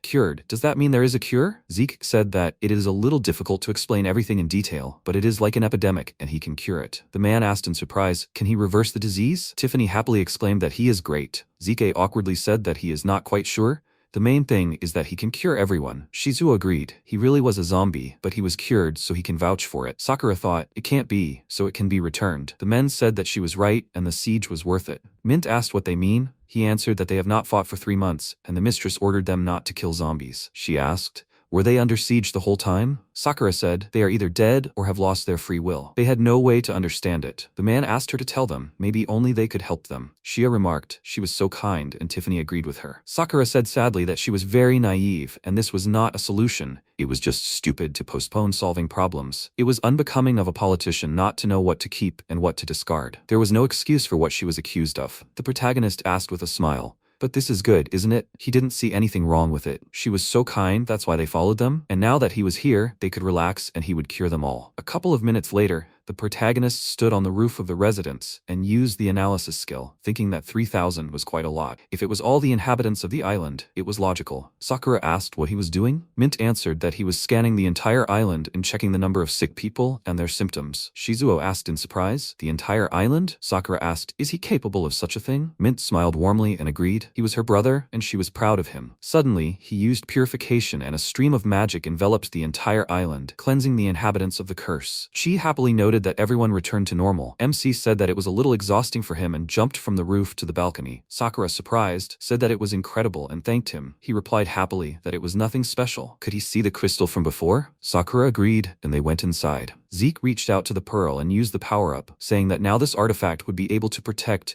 not only the castle, but the entire island. Even if that demon appeared again, everything would be under control. Sakura said in confusion that he had helped them so much, and she didn't even know how to thank them. He had said that they had come to relax, and if they didn't mind, she would gladly give them a warm welcome. How did he like that option? Tiffany pushed the protagonist away from Sakura and said discontentedly that they were keeping their distance too close. She asked Sakura not to bother herself. Elena smiled awkwardly and said that she now understood how they felt. The protagonist rubbed his cheek and asked what she meant. Shizuo called out to Sakura and said that she shouldn't seduce young men so thoughtlessly. She asked why. She just wanted to show him the island. MC smiled and said that in any case, everything was calm now, and all that was left was to find the source of the infection. The man said that the demon was in the sky again. He said that everything was fine, the island was cleansed, and the artifact was holding back the harmful magic. She asked with disgust, what kind of nasty thing was this? The man noticed that he was acting differently than before. Suddenly, Rogai's voice was heard from the flesh, calling the protagonist, and then a body grew out of it. He said that he missed him so much. Zeke asked in surprise, why was Rogai here? She asked in surprise, is this the same Rogale, king of Gaetanig? No way. Shia noticed that he was much stockier and fatter. The protagonist replied that it was definitely him, with a crown and a beard. She looked at him with disdain and asked, seriously, just by these signs? Rogai smiled and said that he was so happy, and did not think that he would see him in such a place. Mint asked, what happened to him? This evil magic, he became a demon. Shizua said that she was smart for a human. Elena exclaimed, it was Jamar's voice. He said sarcastically that he had already thought about who it was, and it was Lady Elena. As soon as her father stopped being a demon lord, she immediately ran to the people, wagging her tail. He had never seen such a frivolous girl. Elena got angry, and MC immediately stopped her, asking her not to rise to provocations. Zeke asked him again, what did he do with Rogai? Jamar answered that it was him again. He should be the one talking. He would explain that he was a vessel for summoning a demon, a powerful great demon, Paimon. He summoned it, bound it with forbidden magic, and now he can use it at his own discretion, and this will greatly strengthen his new demon lord army. Unexpectedly, Rogai hit him in the face and said displeasedly that there was too much talk. The protagonist mockingly noted, use it at his own discretion? Jamar ordered him to shut up, and Rogai said that he was not interested in his words. He only wanted MC. Jamar was puzzled by the fact that even after merging with demons, he retained such willpower. Mint said that it seemed that he had become a victim of a parasitic demon. The protagonist replied that he had the opportunity to take revenge, but he was a patient. Zeke called out to Rogai and pointed his thumb towards the field. A few seconds later, they stood opposite each other. Rogai laughed. Did he really want to be alone with him that much? He replied that it was not quite so. Sakura asked, is he sure he can handle it alone? MC asked them not to worry. Rogai noted that they had not seen each other for a long time, and when he looked at him, he remembered the past. Back then, he only felt anger towards him. Why did people turn away from him and follow him? He was just a beast breeder. What does he have that he does not have? And only now did he understand. It was strength. A clod of energy appeared in Rogale's hand and said that he had wealth, he had power, but he had no strength. He realized that no matter how well he ruled, no matter how beautifully he spoke, without strength, all this is empty. Zeke asked contemptuously, good governance, beautiful words? Rogale attacked him and thought that now he had received power. Even if it was the power of a demon, he would accept everything, both light and darkness, to lead his people. MC wrote something down in a notebook and noted that he could not be reasoned with. Suddenly, a bright flash appeared from his blow, but his hand stopped near Zeke. He said that his speech was incoherent and his memory was clearly clouded. It seemed that the demon's influence had reached his brain. Rogale asked displeasedly, this guy, did he survive Paimon's blow? The protagonist asked him to say his name. Rogale replied that there was no need to even ask. He is Rogale, the king of the Gaetaniga kingdom. MC smiled and said that the consciousness is fine, and recently they relied on the power of the gods in diagnosis, but it is still nice, just like the old days. Rogale angrily asked, the old days? Everything was fine before, until he destroyed everything. He attacked each time, but to no avail. Sakura asked in confusion, what is going on? Mint replied that it was her brother conducting an examination. Rogai thought, what kind of person is he, standing in front of demonic power and not moving? Was that the kind of power he had? A demonic aura appeared around Rogai's body, and he ordered him to look at the king's power. Jamar watched what was happening and noticed that he was using Paimon's power to the fullest. Zeke said, it seems that this is not just a parasite, but a real parasitic demon. He raised his hand up and slapped his palm, deftly began to expel the demonic aura. Rogai watched him in surprise, when suddenly there was no more aura behind him. Paimon got scared, and Rogai tried to call him. The protagonist flew up to him and asked if he was still there. He banished Paimon, when suddenly Rogai fell to the ground. The protagonist smiled and fell to the ground and said, he finally came to his senses. That's right, he really was like that. Jamar said in bewilderment, it can't be. The magic that came from Paimon himself, it merged with human obsession and even surpassed his usual strength, and he easily dealt with it. MC called out to Jamar and said that only he was left. He summoned a dragon corpse and ordered him to kill it somehow beautifully. He used purification and the dragon fell to the ground. The protagonist asked that the skin had gotten better. Are there any urgent patients? Jamar exclaimed in displeasure that this was not a patient. Elena asked him in bewilderment, did he really think that one dragon would be enough to deal with MC? Jamar angrily asked her to shut up. Since it came to that, he should remember this. And then he disappeared, and she contemptuously said, this is art. Mint apologized to the protagonist. It was necessary to also put up a barrier from teleportation. He agreed he would somehow cope with such a weakling. Elena grinned. Not that she was protecting him, but Jamar is one of the strongest in the demonic world. He even fooled her and her father. Zeke apologized to her in bewilderment. She noted that this is his minus.